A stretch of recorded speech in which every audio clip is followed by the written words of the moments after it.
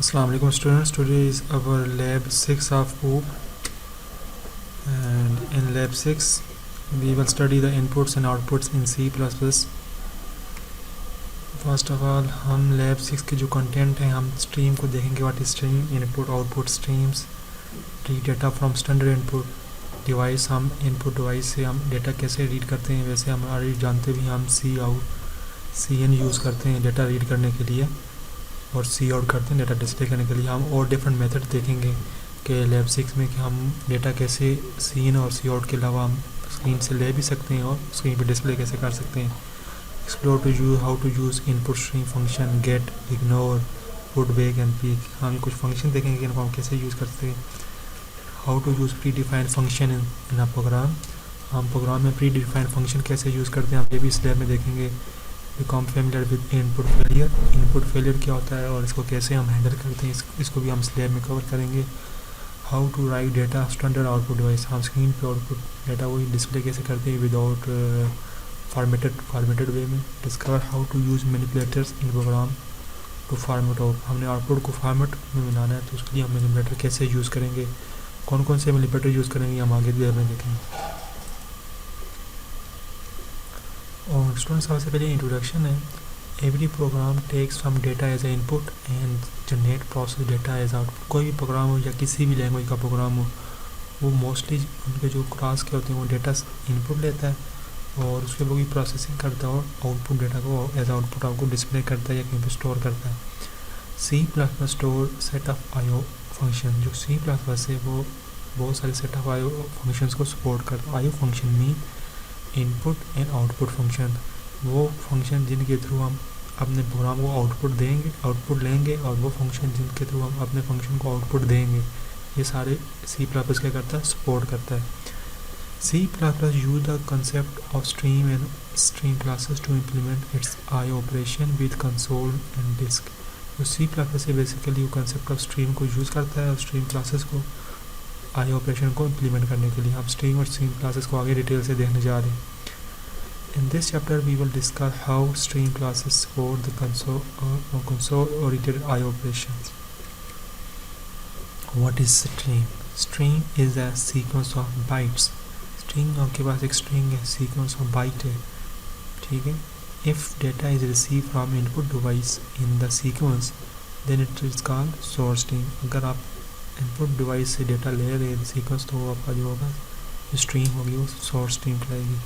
When data is passed to output device, then it is called destination stream. Destination stream तब कहलाएगी जब आप screen पे data display कर रहे हैं और किसी जगह पे राइट कर रहे हैं तो जो होगी वो स्ट्रीम होगी, डेस्टिनेशन होगी. The data is received from the keyboard or disk and can be passed to monitor or the disk. हम डेटा कीबोर्ड से ले सकते हैं और डिस्क से भी ले सकते हैं. जैसे हम कंसोल से वैल्यू एंटर करते हैं वो हमारी सोर्स स्ट्रीम या इनपुट स्ट्रीम होती है और हम उसको जब डिस्प्ले करते हैं तो हमारी डेस्टिनेशन स्ट्रीम या आउटपुट स्ट्रीम होती है. तो स्ट्रीम बेसिकली आपके पास स्ट्रिंग है जो इनपुट लेते हैं और आउटपुट में डिस्प्ले करते हैं.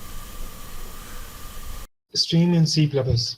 स्ट्रीम का तो हमने देखा कि जो होती है स्ट्रीम जो है वो हमारे पास एक बाइट है, ठीक है, स्ट्रिंग है कोई भी. अब ये आपके पास सपोज स्ट्रीम है, ये आपके पास एक स्ट्रिंग आवे सपोज कर लो ये मिड में. अब ये स्ट्रिंग की कहाँ से आ सकती है? आप जब कीबोर्ड से कोई इनपुट करते हैं, अपना नाम एंटर करते हैं कंसोल के थ्रू, वो भी एक स्ट्रीम है. और अगर आपने कोई ऐसा प्रोग्राम किया हुआ है जो आपके जो हार्ड डिस्क है या जो आपका डेस्कटॉप है वहाँ पे कोई फाइल पड़ी हुई है और वो वहाँ से डेटा रीड हो रहा है, तो वो भी एक आपके पास क्या होगा, स्ट्रीम होगा. ठीक है ना स्टूडेंट्स, वो भी क्या होगा, एक आपके पास स्ट्रीम होगा. स्ट्रीम बेसिकली आपका वो स्ट्रिंग होगी जो आप कीबोर्ड से लेते हो या डेस्क फाइल से लेते हो. अब वो जो स्ट्रीम या स्ट्रिंग होगी वो आप मॉनिटर पे वापस स्क्रीन पे डिस्प्ले भी कर सकते हो और वापस डेस्क में स्टोर भी कर सकते हो. ठीक है ना स्टूडेंट्स, वो जो आपने स्ट्रिंग लिया, जो डेटा लिया आपने कंसोल से, आपको हम स्क्रीन पे डिस्प्ले भी कर सकते हैं और डिस्क में स्टोर भी कर सकते हैं. अब stream in CPU data in source stream can be use as input data by program. अब जब आपने कंसोल से इनपुट ली है और कुछ आपने फॉर्म आपने कहा इंटर द योर नेम, वो नेम हम आगे प्रोग्राम में हम यूज भी कर सकते हैं, जो आप एज इनपुट आपने देते हैं हम कंसोल से। कंसोल से पता क्या मुराद है? कंसोल से ये मुराद है जब आप यहाँ पे आप रन करते हैं जो ब्लैक स्क्रीन आती है ना, उससे मुराद है कंसोल है, ठीक है ना स्टूडेंट्स, जिसके थ्रू आप डेटा एंटर करते हैं आप। अब source stream is called input stream. Source stream आपकी क्या है? इनपुट स्ट्रीम है। ये दो ये लेफ्ट साइड पे आपको नजर आ रहे हैं, या एज आपके इनपुट स्ट्रीम यूज होंगे। कीबोर्ड भी आपका इनपुट स्ट्रीम यूज हो सकता है, और आपकी डिस्क भी आपकी इनपुट स्ट्रीम, इनपुट यहाँ से आप इनपुट दोगे। आउटपुट स्ट्रीम ये आपकी जो है ना मॉनिटर, जो आपकी स्क्रीन होगी, और डिस्क, ये दोनों एज आउटपुट स्ट्रीम भी यूज होंगे। मॉनिटर पे जब आप डिस्प्ले करोगे तो वो जो स्ट्रीम बनेगी डिस्प्ले में, वो हमें एज आउटपुट स्ट्रीम होगी। अगर वही आपने अगर डिस्क पे स्टोर कर दी है तो वो भी आपकी आउटपुट स्ट्रीम होगी। Destination stream is that collect output data from the program is known as output stream. अब थोड़ा सा इसको हम और जेनेरिक देख लेते हैं, इनपुट स्ट्रीम कैसे वर्क करती है। Input stream the source stream that provide data to program. ये आपकी इनपुट डिवाइस है, फॉर कंसोल से आपने कोई भी कैरेक्टर या स्ट्रिंग एंटर की, वो बाइट में यहाँ पे क्या होगी, बाइट में कन्वर्ट होके एज इनपुट स्ट्रीम बन जाएगी, ठीक है ना स्टूडेंट, इनपुट स्ट्रीम बन गई। अब जो आपका मेन प्रोग्राम है वो क्या करेगा, इस इनपुट स्ट्रीम से एक्सट्रैक्ट करेगा, इस इनपुट स्ट्रीम से एक्सट्रैक्ट करेगा थ्रू सी इन ऑपरेटर। जो सी एन हमने देखा था ऑब्जेक्ट सी एन, उसके साथ हमने एक्सट्रैक्शन ऑपरेटर देखा था, जो होता है हमारे पास ग्रेटर देन का साइन, उसको एक्सट्रैक्शन ऑपरेटर भी बोलते हैं। उसके थ्रू प्रोग्राम क्या करेगा, जो आपने स्ट्रिंग एंटर की वो लेगा, और फिर उसको आपने स्क्रीन पे डिस्प्ले करना है तो उसको क्या करेगा, या आपने अगर यूज करना है तो उसको आउटपुट स्ट्रीम में कन्वर्ट, एक आउटपुट स्ट्रीम बनाएगा, वो स्ट्रीम जो है आउटपुट डिवाइस पे डिस्प्ले होगी, तो वो आपकी आउटपुट स्ट्रीम होगी। जब आपने ली, उसकी एक स्ट्रीम बनी, उसको आपने प्रोग्राम में यूटिलाइज किया, मैनिपुलेट किया, उसको प्लस माइनस मल्टीप्लाई कुछ भी वैल्यू के साथ किया, फिर आपने उसको स्क्रीन पे डिस्प्ले किया, तो आपकी आउटपुट स्ट्रीम होगी, वो स्क्रीन पे डिस्प्ले होगी। Output stream the destination stream that receive output from program. Output stream वो स्ट्रीम होगी जो प्रोग्राम से आउटपुट रिसीव करेगी।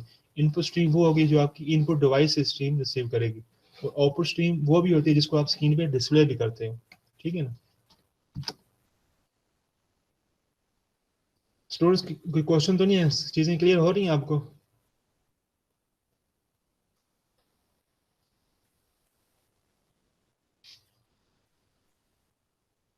स्टूडेंट्स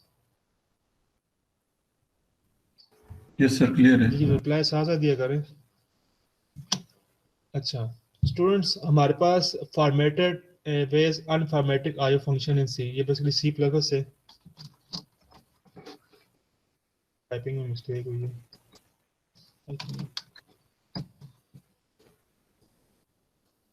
हमारे पास सी लैंग्वेज में दो तरह के फॉर्मेटेड आईओ ऑपरेशन होते हैं, एक होते हैं फॉर्मेटेड और एक होता है अनफॉर्मेटेड। हम थोड़ा को दोनों को डिटेल से देखते हैं।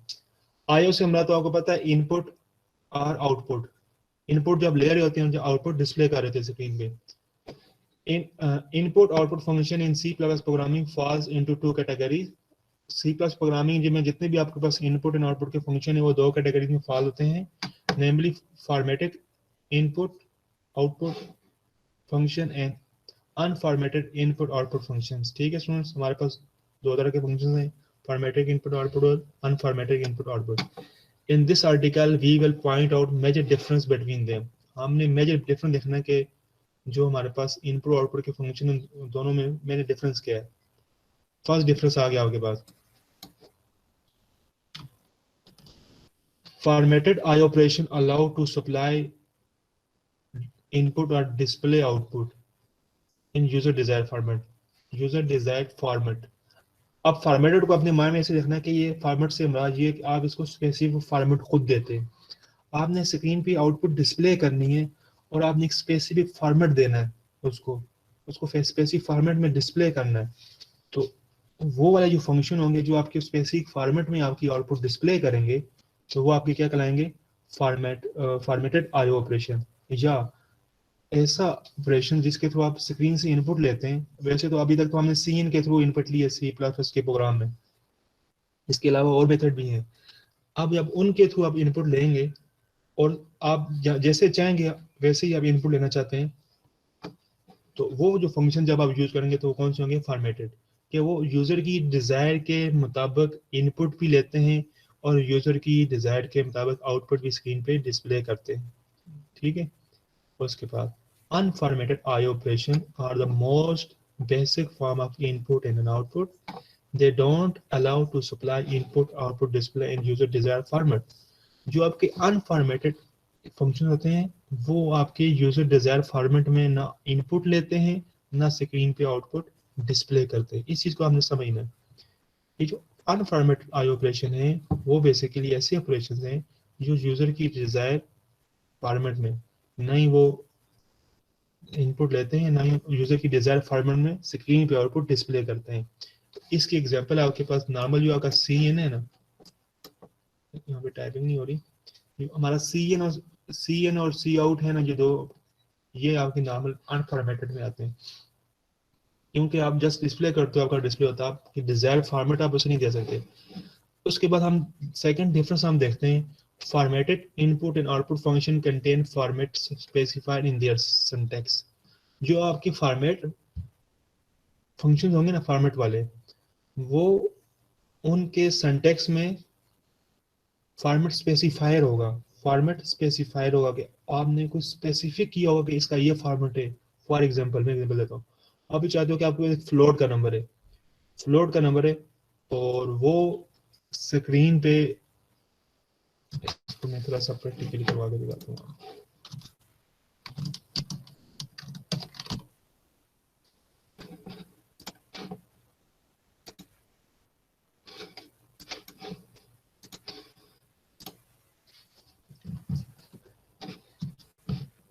अब स्टूडेंट देखें हमारे पास, ये हमारे पास एक फ्लोट का नंबर है, ठीक है ना, फ्लोट का क्या नंबर है और उसमें हम डिवीजन कर रहे हैं, ठीक है, और नंबर हमारे पास ये। अब इसको अगर हम स्क्रीन पे डिस्प्ले करें, ठीक है,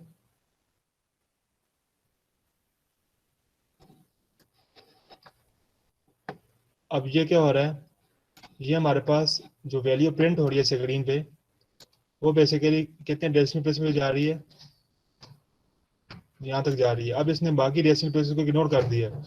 ये क्या है, ये जो सी आउट है यहाँ पे हमारे पास अनफॉर्मेटेड है। आप चाह रहे हैं कि आप ये सारी वैल्यू प्रिंट करना चाहें, लेकिन आप नहीं कर सकते क्योंकि सी आउट अनफॉर्मेटेड है। सी इन सी आउट, ये दोनों है ना, ये दोनों अनफॉर्मेटेड आई ऑपरेशन है, इनमें आप फॉर्मेट नहीं कर सकते, ठीक है ना, इंडिविजुअली।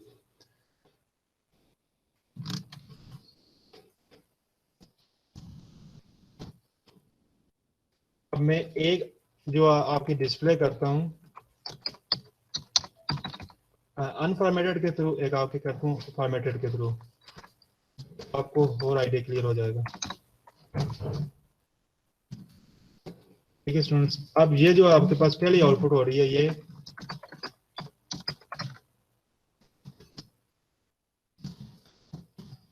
ठीक है ना, और ये होगा आपका फॉर्मेटेड आउटपुट, ठीक है। अब इसके साथ मैंने कुछ फॉर्मेटेड फंक्शन यूज किए हैं, ठीक है, और अब हम देखते हैं, इसको मैंने 10 दे दिया, मैं चाह रहा हूँ कि यहाँ तक ये सारे डिस्प्ले हो।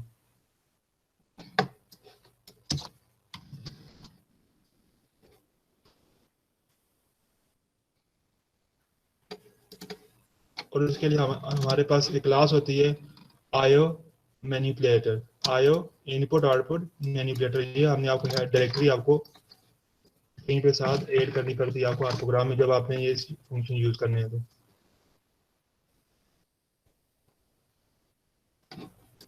अब देखें स्टूडेंट्स, जो हमारे पास पहली इनपुट है सी आउट, उसमें जो वैल्यू हमारे पे प्रिंट है वो क्या हुई 34.8, उसने खुद ऑटोमेटिकली उनको क्या कर दिया, राउंड ऑफ कर दिया।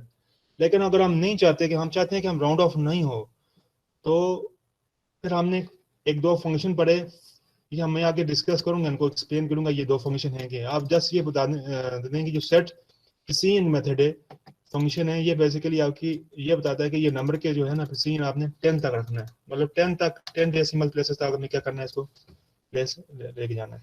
तो ये 10 तक इसने किया, बाकी वहां से जाके आगे ने क्या कर दिया, राउंड ऑफ कर दिया। तो स्टूडेंट्स जब हम अपनी डिजायर के मुताबिक स्क्रीन पे आउटपुट डिस्प्ले करना चाहें तो तब हम फॉर्मेटेड फंक्शन आप यूज करते हैं। ये हमारे पास ये जो दो फंक्शन हमने यूज किए हैं ये हमारे पास फॉर्मेटेड हैं, इनको हम डिटेल से डिस्कस करेंगे। आप जस्ट अपने माइंड में ये रख दें कि ये जो दो फंक्शन यूज किया सेट प्रिसीजन, ये सेट करता है इस नंबर को कि इसने 10 डेसिमल प्लेस तक जाना है, ठीक है ना। और ये फिक्स वाला मेथड इसे फिक्स कर देता है कि इसने 10 तक जाके इसको फिक्स वाला साथ डिस्प्ले भी करता है, हेल्प करता है सी आउट की। तो ये था हमारे पास फॉर्मेटेड अनफॉर्मेटेड की। और ये जो पहले वाला आपका अनफॉर्मेटेड है वो आप की डिजायर के मुताबिक बगैर वो स्क्रीन पे क्या कर रहा है, डिस्प्ले कर रहा है, ठीक है।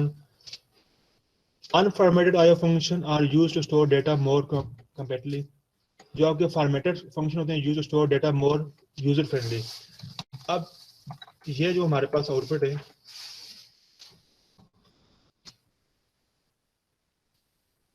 एक तो हम चाह रहे हैं कि हमें आउटपुट इसमें चाहिए, तो जिस वे में हम चाहते हैं उसी वे में जब हमें प्रोग्राम आउटपुट डिस्प्ले करेगा तो वो क्या होगा, यूजर फ्रेंडली होगा। इसी तरह हम इनपुट के भी देखेंगे, इनपुट के मेथड भी देखेंगे हम नेक्स्ट जाके, हम डिफरेंट फंक्शन से इनपुट लेंगे।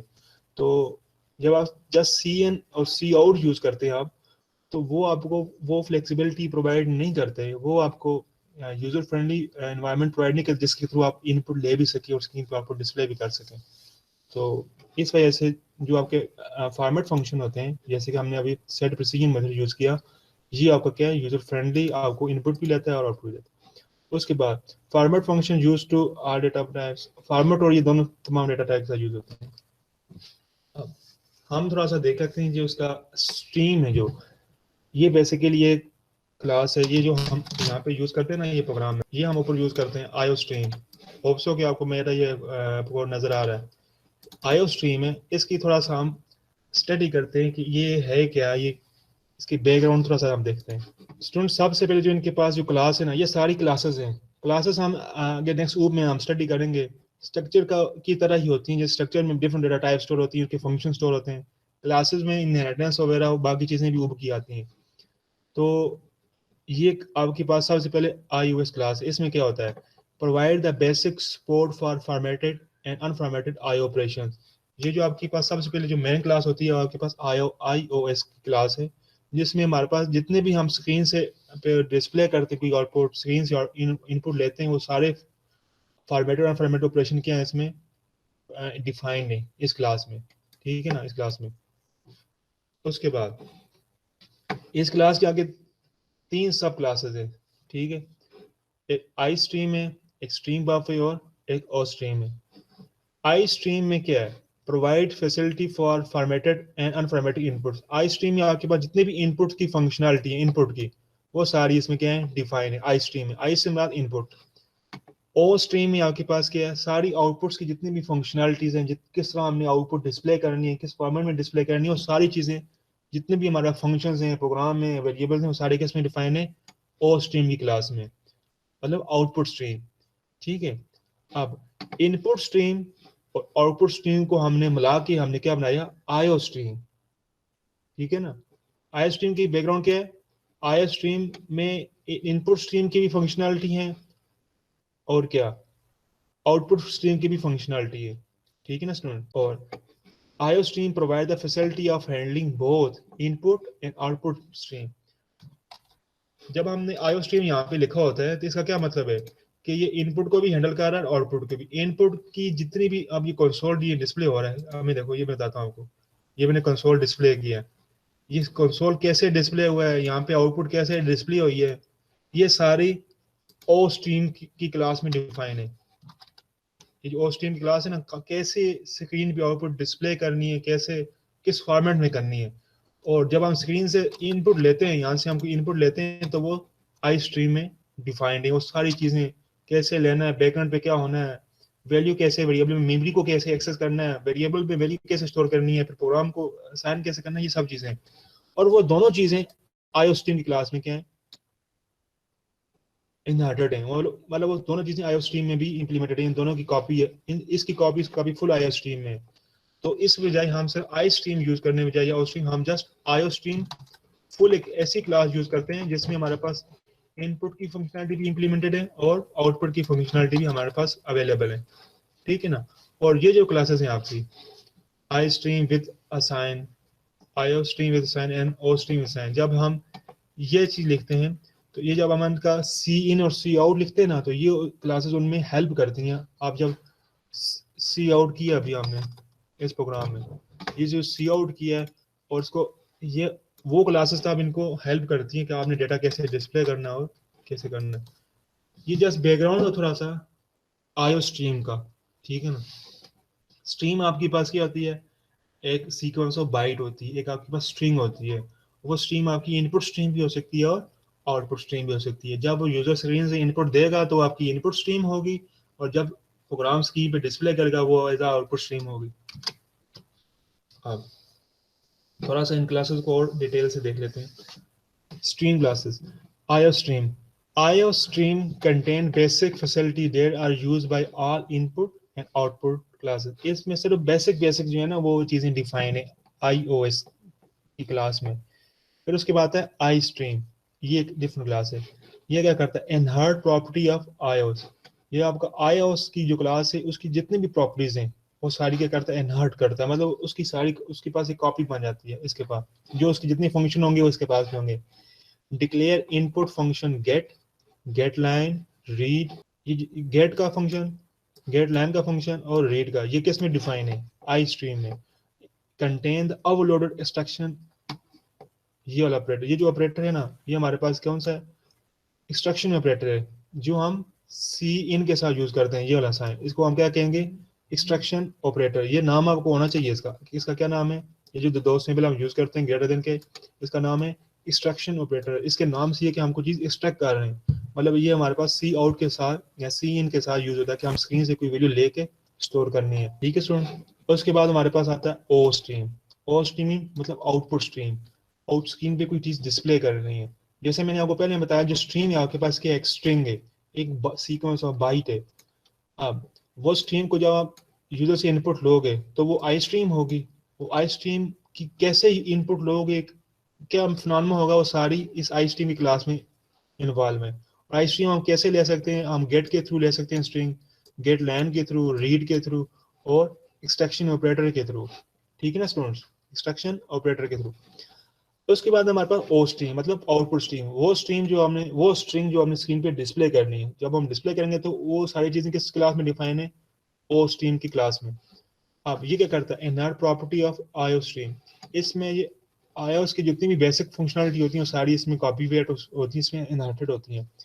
Declare input function put and right.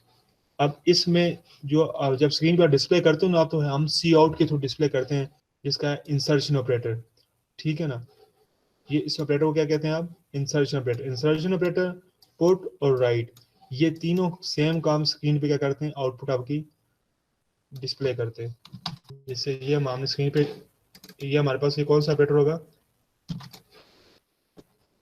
Insertion operator, ठीक है। ये जो सी आउट के साथ यूज होगा, और सी इन के साथ इंसर्शन, एक्सट्रैक्शन, मतलब कि इसमें हम एक्सट्रैक्ट कर रहे हैं, स्क्रीन से इनपुट एक्सट्रैक्ट करके लेंथ यूज कर रहे हैं। अब ये जो ऑपरेटर है, ये इंस्ट्रक्शन ऑपरेटर स्क्रीन से क्या ले रहा है, इनपुट ले रहा है, और ये जो आपके पास इंसर्शन ऑपरेटर, ये आपकी स्क्रीन पे क्या कर रहा है, आउटपुट डिस्प्ले कर रहा है। अब उसके बाद जो मेन क्लास है आईओ स्ट्रीम, उसमें क्या है, inherit property of iOS, I stream and O stream. इन तीनों क्लासेस की जितने भी मेन काम है ना वो सारे इस आईओ स्ट्रीम में डिफाइन है। तो हम इसीलिए हम अपने हर प्रोग्राम के ऊपर हैश इंक्लूड आईओ स्ट्रीम लिखते हैं। इसका क्या मतलब है, हमारे पास जितने भी इनपुट और आउटपुट के ऑपरेशन है, चाहे वो फॉर्मेटेड में हो या अनफॉर्मेटेड वाले फंक्शन हो, सारे किस में डिफाइन है, आईओ स्ट्रीम में डिफाइन है। यहाँ तक किसी को क्वेश्चन हो? सर ये रीड फंक्शन का दोबारा बता दें, रिपीट करें अपना क्वेश्चन। ये रीड फंक्शन लिखा हुआ ना अपने ऊपर आई स्ट्रीम के अंदर, ये गेट लाइन के साथ। जी जी, जैसे मैंने ये बोला कि जब इसको हम आगे प्रैक्टिकली भी देखेंगे, जब आप गेट का फंक्शन यूज करते हैं, हम स्क्रीन से इनपुट कैसे ले सकते हैं, इसको वैसे मैंने आगे देखना भी था मैं, चलो अब क्वेश्चन पूछा तो मुझे आगे जाना पड़ेगा। स्क्रीन से हम,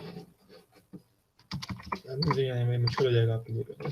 स्क्रीन से हम इनपुट गेट फंक्शन है उसके थ्रू ले सकते हैं, गेट लाइन के थ्रू ले सकते हैं, रीड भी है एक फंक्शन जिससे आप स्क्रीन से क्या कर सकते हो, डेटा रीड करते हो। जैसे आप सीन के साथ आप जो एक्सट्रैक्शन ऑपरेटर लगाते हो तो आप डेटा स्टोर करते हैं किसी वेरिएबल में, ऐसे ही आप रीड वाला फंक्शन भी यूज कर सकते हैं हम। उसके बाद एक्सट्रैक्शन ऑपरेटर 1 2 3, ये 4 चीजों के थ्रू आप डेटा स्क्रीन से ले सकते हैं। ये बेसिकली रीड का मतलब है कि आपने स्क्रीन से कंसोल से इनपुट लेनी है, उसके लिए फंक्शन यूज कर सकते हैं। ये चारों चीजें हुआ क्लियर ये चीज? जी सर। जी और कोई स्टूडेंट्स? ओके, अब हम देखते हैं फॉर्मेटेड कंसोल आईओ ऑपरेशन।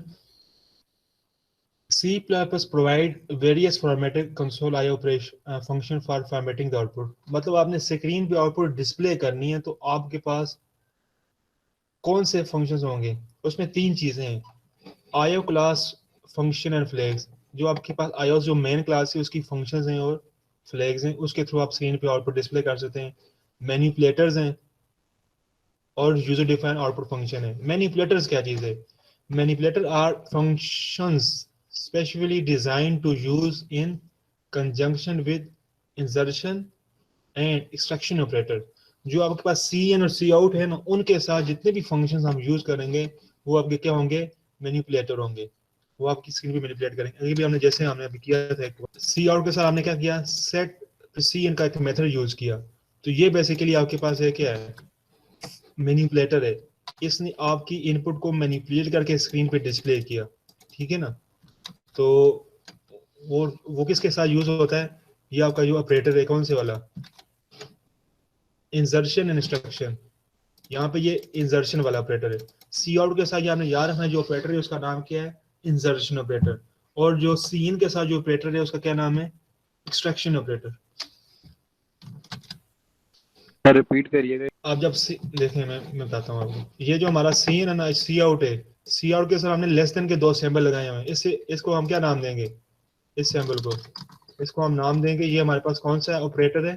ये हमारे पास इंसर्शन ऑपरेटर है। और जब सी इन नाम लिखते हैं तो उसके साथ हम ग्रेटर देन के 2 सिंबल डालते हैं। इसका ये मतलब है ये एक्सट्रैक्शन ऑपरेटर है, ये एक्सट्रैक्शन ऑपरेटर है और ये इंसर्शन है। एक्सट्रैक्शन से ये मुराद होता है कि आपने कोई स्क्रीन पे कोई वैल्यू क्या करनी है, एक्सट्रैक्ट करनी है, ठीक है ना। और इंसर्शन का ये मुराद है कि आपने स्क्रीन पे कोई वैल्यू इंसर्ट, स्क्रीन पे डिस्प्ले करनी है, इंसर्ट करनी है। तो ये जो ऑपरेटर होगा आपके पास, ये वाला, ये आपके पास एक्सट्रैक्शन ऑपरेटर होगा। दिस वन सी इन के साथ जो है ये एक्सट्रैक्शन ऑपरेटर है। और ये जो सी आउट के साथ जो ऑपरेटर यूज होता है, मतलब कि जो 2 सिंबल है लेस देन और ग्रेटर देन के, जो लेस देन के 2 सिंबल है वो आपके पास इंसर्शन ऑपरेटर है। और जो आपके पास ग्रेटर देन के सिंबल है जो सी इन के साथ है वो आपके पास एक्सट्रैक्शन ऑपरेटर है। इसका नाम बेसिकली एक्सट्रैक्शन ऑपरेटर और इंसर्शन ऑपरेटर है इनका। और कोई भी फंक्शन जो इन एक्सट्रैक्शन ऑपरेटर या इंसर्शन ऑपरेटर या एक्सट्रैक्शन ऑपरेटर के साथ यूज होगा वो हमारा क्या होगा? मैनिपुलेटर होगा। जैसे कि ये सेट प्रिसीजन का हमने एक फंक्शन यूज किया था, तो वो किसके साथ यूज किया था हमने, ये देख सकते हैं। उस हमारे पास जो ऑपरेटर था इंसर्शन ऑपरेटर उसके साथ यूज किया, तब वो उसने आउटपुट क्या किया, स्क्रीन पर साथ डिस्प्ले किया। सी इन एंड एक्सट्रैक्शन ऑपरेटर, हमें पता है, जो अभी मैंने वही चीज रिपीट कर दी है कि सी इन और एक्सट्रैक्शन ऑपरेटर। अब हम थोड़ा देखते हैं द एक्सट्रैक्शन ऑपरेटर। ये आपके पास एक्सट्रैक्शन ऑपरेटर है, is defined only for putting data into variable. जो आपका जो एक्सट्रैक्शन ऑपरेटर होता है ना, वो किसके लिए डिफाइन किया हो, किसके लिए बना है कि आपने स्क्रीन से कोई इनपुट दी है तो वो आपके वेरिएबल में वो स्टोर करने के लिए यूज होता है, ठीक है ना। मतलब कि आपने स्क्रीन से कोई भी वैल्यू इनपुट करनी है तो वो वैल्यू वेरिएबल में कौन स्टोर करेगा? एक्सट्रैक्शन ऑपरेटर, ये वाला। Therefore right side operand for extraction operator, right side operand जो आपका ग्रेटर देन का साइन है, इसका मतलब right side operand, is variable for simple data type, ठीक है। वेरिएबल है simple data type. However C++ allow programmer to extend the definition of extraction operator so that data can also be put into other type of variable by using as input statement। इसको हम इसके मैंने इसकी ना मैंने next example भी की हुई है, वो मैं इसकी चीज़ के मैं आपको नेक्स्ट समझाऊंगा। अभी जैसा आप इतना समझें कि जब आप कीबोर्ड से इनपुट लेते हैं तो ये तो आपका एक ऑब्जेक्ट होता है, सीन क्या होता है, एक ऑब्जेक्ट होता है। ऑब्जेक्ट क्लासेस जाऊँ पढ़ेंगे ना तो ऑब्जेक्ट को फुल स्टडी से डिस्कस। अभी ये सपोज कर लें कि ये किसी क्लास का एक इंस्टेंस है, जिस स्ट्रक्चर का हमने इंस्टेंस बनाया था ना वो है। अब वो और द एक्सटेंशन ऑपरेटर, ये एक्सटेंशन ऑपरेटर जो आपने स्क्रीन पे इनपुट दिया है वो क्या करेगा, आपका वो इनपुट स्टोर करेगा एक वेरिएबल में जो आपने मेमोरी में डिक्लेयर किया हुआ है। फॉर एग्जांपल कीबोर्ड से आपने इनपुट की 45.5, वो ऑब्जेक्ट के थ्रू ऑब्जेक्ट यूज करेगा किसको, एक्सट्रैक्शन ऑपरेटर को। वो एक्सट्रैक्शन ऑपरेटर मेमोरी में जाके जहाँ भी आपका वेरिएबल डिक्लेयर होगा उसमें जाके वो वैल्यू क्या करेगा, स्टोर करेगा। तो ये आपके पास ये एक्सट्रैक्शन ऑपरेटर का काम करता है। और ये आपके पास एक्सट्रैक्शन ऑपरेटर है, और जो स्क्रीन पे डिस्प्ले करने होता है वो आपके पास इंसर्शन ऑपरेटर है। अब हम थोड़ा सा एक्सट्रैक्शन को थोड़ा सा और डिटेल से देखते हैं। इसको मैं प्रोग्राम से यहाँ से करूँ तो इजी हो जाएगा। अब स्टूडेंट देखें, मैंने दो वेरिएबल लिए, एक फ्लोट का और एक हार वर्क है। आपने जब भी अपने वेरिएबल डिक्लेयर कर रहे हैं, जो मैंने आपको बताया था पास्कल का और कैमल केस, तो कैमल केस आपने वेरिएबल को डिक्लेयर करने के लिए यूज करने, तो सैंपल कैमल केस में यूज हुए। मैंने स्क्रीन पे डिस्प्ले किया सी आउट। ये सी आउट आपके पास ऑब्जेक्ट है, ये आपके पास इंसर्शन ऑपरेटर है, ये आपके पास एक स्ट्रीम है। ये क्या है, दिस वन इज स्ट्रीम मतलब स्ट्रिंग। ये स्ट्रीम है। अभी स्क्रीन पे जब डिस्प्ले होगी तो ये क्या होगी, as a output stream display होगी, ठीक है ना। ये as a output stream screen पे आपके पास डिस्प्ले होगी। उसके बाद आपने सीएन का एक ऑब्जेक्ट के साथ आपने सीएन का ये ऑपरेटर कौन सा है, ये सीएन के साथ जो ऑपरेटर है हमारे पास, ये ऑपरेटर हमारे पास एक्सट्रैक्शन ऑपरेटर है। अब ये जब आप लिखेंगे तो यूजर इसके बाद जब स्क्रीन से इनपुट जो इंटर करेगा ना, तो ये सीन ऑब्जेक्ट इस एक्सट्रैक्शन ऑपरेटर को यूज करते हुए ये बेसिकली आपका एक्सट्रैक्शन ऑपरेटर आपकी स्क्रीन से इनपुट लेगा और इस वेरिएबल में जहाँ पे ये मेमोरी में डिक्लेयर है उसमें वो वैल्यू स्टोर कर देगा, ठीक है ना स्टूडेंट।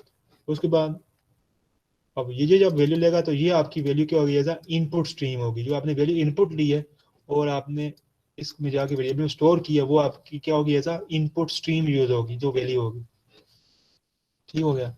ऐसे सी आउट है, फिर हम सेकंड वैल्यू लेंगे, फिर हम उसको फिर हम उन दोनों को क्या कर देंगे, डिस्प्ले कर देंगे, ठीक है ना स्टूडेंट।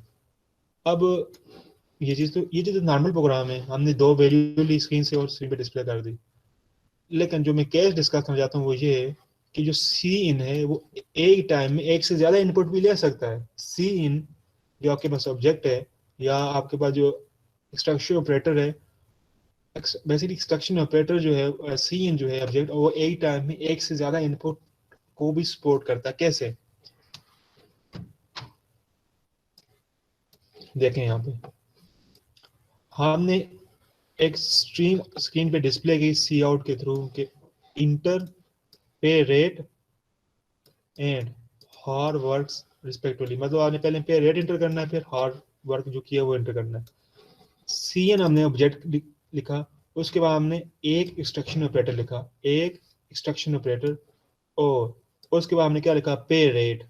अब क्या होगा, जो आपकी यूजर स्क्रीन से फर्स्ट इनपुट एंटर करेगा ना, वो ये एक्सट्रैक्शन ऑपरेटर उसके लिए ये एक्सट्रैक्शन ऑपरेटर है, ये एक्सट्रैक्शन ऑपरेटर उस पे रेट के वेरिएबल में जो वैल्यू होगी वो जाकर स्टोर करेगा, ठीक है। यहाँ तक तो ये चीज क्लियर है।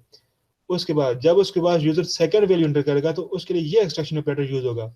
ये एक्सट्रैक्शन ऑपरेटर उस वो जो वैल्यू स्क्रीन से एंटर किया वो क्या उसमें हार वर्क में जाके स्टोर करेगा। तो कहने का मतलब ये है कि सी एन जो है उसके साथ आप एक ही टाइम में एक से ज्यादा जो है इनपुट ले सकते हैं। यहाँ पे रेट है, यहाँ पे हर वर्क, और फिर उसको हम स्क्रीन पे डिस्प्ले करते हैं। तो हम इन दोनों स्टूडियो में देखते हैं कि ये स्क्रीन पे कैसे वर्क करेगा, ठीक है स्टूडेंट। अब देखें, ये जो हमारे पास ये स्क्रीन पे प्रिंट हुआ ना, ये क्या है, ये हमारे पास एक आउटपुट स्ट्रीम है, एक आउटपुट स्ट्रिंग है। अब वो स्ट्रिंग कैसे स्क्रीन पे डिस्प्ले करनी है ये हमारी आईओ क्लास में डिफाइन है। ये चीज़ क्लियर है, मैं बार बार वैसे ही रिपीट कर रहा हूँ। अब मैं यहाँ से कुछ वैल्यू एंटर करता हूँ 34, ठीक है। अभी मैंने 34 एंटर किया है, और जब मैं एंटर प्रेस करूंगा या स्पेस दूंगा, एंटर मैंने प्रेस किया, तो ये 34 जो वैल्यू है एक मैं तो इसका साइज इंक्रीज कर देता हूँ। ये आपका जो एक्सट्रैक्शन ऑपरेटर है, इसने क्या किया, स्टोर किया के पे रेट के वेरिएबल में, ठीक है। उसके बाद वो कह रहा है इंटर हार वर्क, मैं कहता हूँ मैंने 8 घंटे काम किया, ठीक है। उसने क्या कर दिया, हार वर्क पे रेट डिस्प्ले कर दिया और हार वर्क भी डिस्प्ले कर दिया, ठीक है ना। ये चीज तो क्लियर है। लेकिन नेक्स्ट में वो क्या कह रहा है, इंटर पे रेट एंड हार वर्क रिस्पेक्टिवली। मैं पहले क्या करता हूँ, मैं पहले करता हूँ 67 और फिर मैं उसके बाद इंटर प्रेस करके क्या करता हूँ, मैं कुछ हार कितने काउंट किए, मैंने 9 हार कम किया। उसने जो पहली इनपुट थी उसने क्या किया, वो पे रेट में उसने स्टोर की और सेकंड इनपुट उसने क्या की, हार वर्क में स्टोर की। तो इस तरह सीन के थ्रू हम एक जरा इनपुट भी ले सकते हैं। अब ये कैसे काम, एक तो ये करता है स्पेस के थ्रू करता है। आप देखें, एक तो मैंने इंटर प्रेस किया था तब उसने इनपुट दूसरे में काउंट की थी। अब मैं क्या करता हूँ, इसके बाद मैं स्पेस देता हूँ और मैं कोई और इनपुट देता हूँ। तो आप स्पेस दें या आप इंटर प्रेस करें, इंटीजर के अलावा आप जब भी कोई ऐसा करेक्टर स्क्रीन से एंटर करेंगे, उसके बाद जो इनपुट होगी वो सेकंड काउंट करेगी, उससे पहले वाली इनपुट को एज एज एक आपकी इनपुट काउंट करेगा जो आपके पास कंट्रोलर है, ठीक है ना। जो आपके पास ये ऑपरेटर है, एक्सट्रैक्शन ऑपरेटर, जब आपने वैल्यू एंटर की 5345, यहाँ तक तो उसने एक ही इसको स्ट्रीम लिया। लेकिन जो ये आपने इंटीजर के अलावा कोई भी स्क्रीन पे आपने स्पेस, जो इंटीजर नहीं है, स्पेस दिया, न्यू लाइन दी या कोई स्ट्रिंग दे दी, तो वो उसको क्या करेगा, उससे पहले जितनी इंटीजर आपने दी होगी वो उसको एज अ इनपुट स्ट्रिंग लेके ए रेट के वेरिएबल में स्टोर कर देगा। उस स्पेस के बाद आपने जो भी इंटीजर वैल्यू एंटर की होगी तो वो आपके ऑल वर्क में स्टोर हो जाएगी। फिर उसको हमने दोनों को डिस्प्ले कर दिया। इसमें किसी को कंफ्यूजन तो नहीं है। अब हमारे पास है user using predefined function in a program. जब हम फंक्शन हमने स्टडी किए थे तो हमने देखा था हम प्री डिफाइंड फंक्शन कैसे यूज करते हैं। लेकिन अभी कुछ और हैं फंक्शंस भी हैं थोड़े से, मैंने कहा देखें, हैश इंक्लूड सी मैथ, हैश इंक्लूड स्ट्रिंग। सी मैथ है, मैथ के जितने भी ऑपरेशन है, फॉर एग्जांपल आपने किसी का पावर लेनी है, किसी वेरिएबल्स की पावर फाइंड करनी है, आपने स्क्वायर रूट फाइंड करना है, या फिर आपने कोऑर्डिनेटिक इक्वेशन फाइंड, कुछ चीजें करनी है, वो सी मैथ की लाइब्रेरी में क्या है, ऑलरेडी डिफाइन है। और एक स्टूडेंट ने मुझे जब मैं पढ़ा रहा था उसने कहा था सर लाइब्रेरी जो है वो सी प्लस की विच है या पाइथन की, तो पाइथन के लिए चेंज ज़्यादा। उसके बाद हैश इंक्लूड स्ट्रिंग, ठीक है। स्ट्रिंग किससे ज़रा जितनी में होगी, स्ट्रिंग की लेंथ फाइंड करनी है, स्ट्रिंग को आपने कैलकुलेट करना है, स्ट्रिंग को कंबाइन करना है, वो सारी किसमें डिफाइन है, सारी चीज़ें। सी मैथ किसके लिए इस्तेमाल होगा? जी, सी मैथ किसके लिए इस्तेमाल होगा? सी मैथ से रिलेटेड जितनी भी ऑपरेशन है, यहाँ पावर फाइंड करने के लिए, स्क्वायर रूट फाइंड करने के लिए, कोऑर्डिनेटिक इक्वेशन आपने फाइंड करनी है, उसके लिए वो सारे फंक्शन इसमें डिफाइन है, आपको करने की जरूरत नहीं है। जैसे अब हम नीचे हमने सर पावर अच्छा, फंक्शन अभी किया। मैंने ना थोड़े एक दो कल मैंने ना एक प्रोग्राम देखा था, उसमें था include on your dot H. Sir वो भी थोड़ा सा बताएंगे कौन डॉट एच का? ठीक है, बेसिकली जो आपका ये है ना, ये सी कुछ डायरेक्टरी हैं जो सी और सी जो प्लस प्लस है ना, जिससे सी प्लस प्लस है, वो सी का क्या है, एक्सटेंशन है। वो क्या है, सी का एक्सटेंशन है। तो कुछ डायरेक्टरी जो आपके पास सी के साथ सपोर्ट करती हैं, कुछ आपके पास जो है आपके पास सी लैंग्वेज सी प्लस के साथ करती हैं। तो कौनी जो है वो उसमें भी आप इनपुट आउटपुट उसमें भी आप क्या लेते हैं, वो सपोर्ट करते हैं। लेकिन वो जब आप मोस्टली जब आप सी लैंग्वेज को आप यूज कर रहे हो तो वो उसको आप उसके साथ यूज करते हैं, जो सी सी ओ एन आई कॉनी डॉट एच है ना। अच्छा जी, अच्छा सर, वो आपके पास मतलब कोई आपको ऐसे सोर्स पता है जहाँ से या हमें क्लासेस के बारे में पता लग सके? क्योंकि क्लासेस तो आपको पता थोड़ी मुश्किल होती है, बंदा इनके बारे में पढ़ ले तो बेहतर हो जाता है। जी जी, ये तो इजीली मैं आपको वेबसाइट शेयर कर दूंगा जिसके ऊपर पूरी सी की सारी जितनी भी लाइब्रेरीज हैं, हर क्लास का फंक्शन के हैं, वो सारे में हो जाती हैं, क्लियर हो जाएगा आपको। थैंक जी सर, कर दिएगा आप, थैंक यू जी, तो फिर मैं आपको रिपीट करता हूँ, जो आपके पास कहानी डॉट एच होती है वो आपकी सी लैंग्वेज के साथ, जब आप सी लैंग्वेज लिख रहे होते हैं इसी डेटा के अंदर, उसके जो इनपुट आउटपुट के जितने भी फंक्शन हैं उसमें डिफाइन है। और जो आईओ स्ट्रीम है जो उसमें सी प्लस प्लस के कैसे हमें इनपुट लेनी है, जैसे जो ये सी आउट है, ये आपके डिफाइंड इसमें है, लेकिन यूजिंग जब नेम स्पेस स्टडी लिखते हैं हम, तो इसका क्या मतलब है कि ये उसमें हेल्प करता है कि आप ये आईओ स्ट्रीम नेम को कैसे यूज करना है। तो आईओ स्ट्रीम जो आपके पास डायरेक्टरी है उसमें सी प्लस प्लस की इनपुट आउटपुट के फंक्शन सारे डिफाइन है, और जिन्होंने क्वेश्चन पूछा कान्यू डेटेज, उसमें सी लैंग्वेज के इनपुट आउटपुट के फंक्शन इनपुट सारे डिफाइन है। ओके ओके स्टूडेंट्स, हम अपने टॉपिक पे आते हैं। हमारा था कि how to use predefine. Predefine का क्या मतलब है? प्री डिफाइन के जो ऑलरेडी हमारे फंक्शन ऑलरेडी डिफाइन है बिल्ट इन ए लैंग्वेज में, वो एक तो हमारे पास डायरेक्टरी है सी मैथ और स्ट्रिंग, ये इसमें है। अब सी मैथ में मैथ से रिलेटेड जितने भी फंक्शंस होंगे वो सारे इसमें डिफाइन है। स्ट्रिंग से रिलेटेड कुछ स्ट्रिंग के ऊपर मैनिपुलेशन करनी है आपने, वो सारी इसमें डिफाइन है। मेन के अंदर हमने दो वेरिएबल लिए, डबल यू एंड वी, और एक स्ट्रिंग का वेरिएबल लिया, ठीक है ना, ये दो वेरिएबल। सी आउट हमने क्या किया, सी आउट लाइन 1, हमने लाइन 1 प्रिंट कर रहे हैं अपनी अंडरस्टैंडिंग के लिए, मैंने लिखा है ये टू द पावर ऑफ 6, ठीक है, टू की हमने पावर लिया 6। तो उसके लिए हमारे पास क्या होगा, ये हमने अब इसको हम ना, ये जो हमने दूसरा साइन किया इसको हम ऐसे भी लिख सकते हैं यहाँ पे, लेकिन अपनी आसानी के लिए जो है ना वो मैंने ऐसे भी हम लिख सकते हैं। आप सेक्शन पर आपको यहाँ पे क्लियर हो जाएगा कि ये आपकी एक आउटपुट, यहाँ पे एक स्ट्रिंग आपकी डिस्प्ले हो रही है, यहाँ पे दूसरी स्ट्रिंग डिस्प्ले हो रही है, यहाँ पे ये तीसरी हो रही है। तो ये थोड़ा सा आपका प्रोग्राम सिंप्लीफाई हो जाता है, ईजी हो जाता है, लुकिंग ठीक हो जाती है। अब ये जो आपका, उससे पहले मैं थोड़ा सा, ये जो आपका फंक्शन है पावर का, ये क्या करेगा, ये पावर लेगा, ठीक है।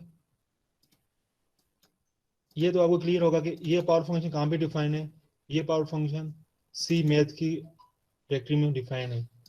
उसके साथ हमने टाइप कास्टिंग की थी। ये टाइप कास्टिंग है स्टैटिक कास्ट, और उसके बाद हमने इंट दिया। इसका क्या मतलब है, इसका इस फंक्शन का जो रिजल्ट आएगा उसको वो क्या करेगा, इंटीजर में कन्वर्ट करेगा। तो स्टैटिक कास्ट होती है बेसिकली, स्टैटिक क्लास जो है that in the C plus plus type conversion, the static cast operator perform in explicit type conversion. मतलब कि ये इसका जो रिजल्ट आएगा वो फ्लोट में होगा, लेकिन ये इसको इंटीजर में कन्वर्ट कर देगा। अगर इसका रिजल्ट आपका इंटीजर में आ रहा है, आपने इसको फ्लोट में कन्वर्ट करना है, तो वो फ्लोट में डिस्प्ले होगा फिर। तो ये दोनों चीजें हम देखेंगे कि इसका स्ट्रक्चर क्या है। आपने स्टैटिक कास्ट लिखना है, उसके बाद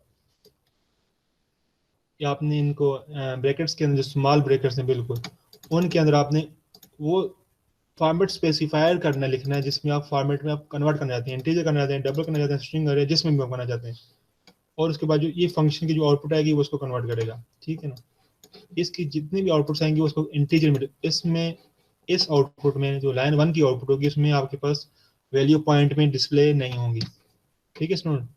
तो उसके बाद फिर आपने यू वैल्यू और वी को वैल्यू दी, ठीक है। लाइन 4 हमने सी आउट की, ठीक है। और हमने क्या लिया, u to the power of v, हमने u को v का पावर में लिया, ठीक है। और वो किसके इक्वल होगा, पावर ऑफ uv,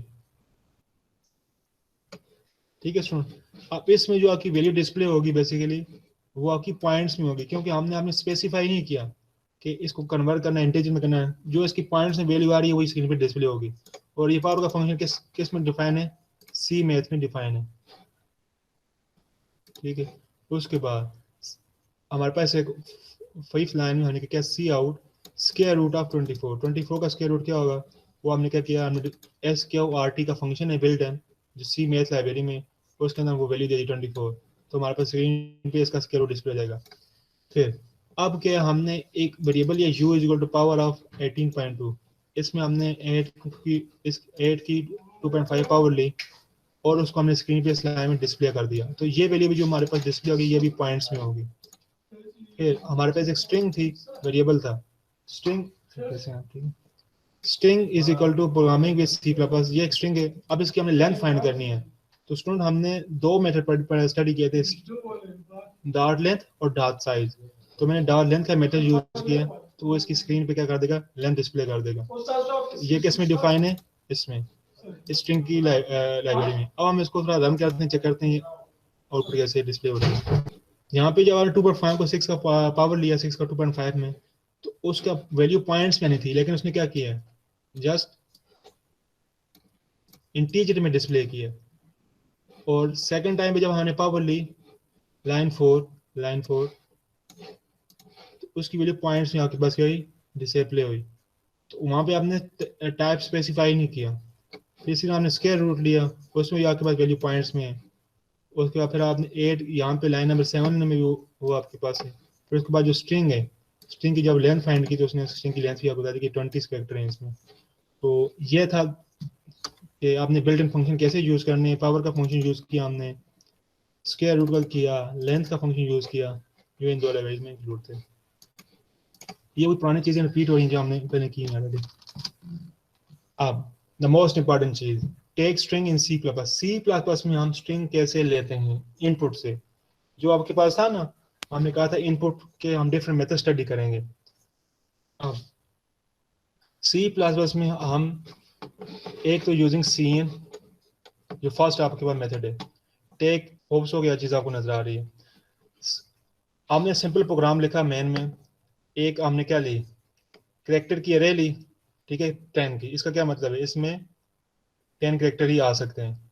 उसके बाद सी आउट किया इंटर एनी स्ट्रिंग, जैसे ये स्ट्रिंग हुआ, उसके बाद मैंने इंटर किया। और सी एन के थ्रू हम क्या कर रहे हैं, हम सी एन के थ्रू हम उस कैरेक्टर में क्या कर रहे हैं, हम स्टोर कर रहे हैं। और हमने सी आउट कर दिया दोबारा स्ट्रिंग। मैंने इंटर किया इंटर एनीथिंग, मैंने आदल असलम किया, आदल, उसके बाद स्पेस। तो आपको मैंने बताया था जो आपका एक्सट्रैक्शन ऑपरेटर है वो सिर्फ जो आपकी टाइप होगी ना, उसमें स्पेस या न्यू लाइन को वो इनकाउंटर नहीं करता। तो जो ही हम स्पेस देंगे तो वो वाइन तक ही क्या करेगा, उसमें वैल्यू लेगा। तो हमने जब डिस्प्ले किया तो हमने देखा तो वो तो उसने जस्ट आर्डर तक ही क्या किया, स्क्रीन डिस्प्ले किया। ये चीज़ हमने जब स्ट्रक्चर में लैब ली थी मैंने, उसमें मैंने बताया था कि जब आपने स्पेस को भी इनकाउंटर करना है तो फिर हम गेट लाइन का मेथड साथ यूज करते हैं, गेट लाइन का। दूसरे आ जाते हैं, एक तो हमने सीन के थ्रू देख दिया, सीन के थ्रू हमने स्ट्रिंग ली, वो भी हम स्टोर कर सकते हैं। दूसरी हम गेट्स का मेथड है, गेट्स के मेथड के थ्रू भी हम क्या कर सकते हैं, स्क्रीन ले सकते हैं, ठीक है ना।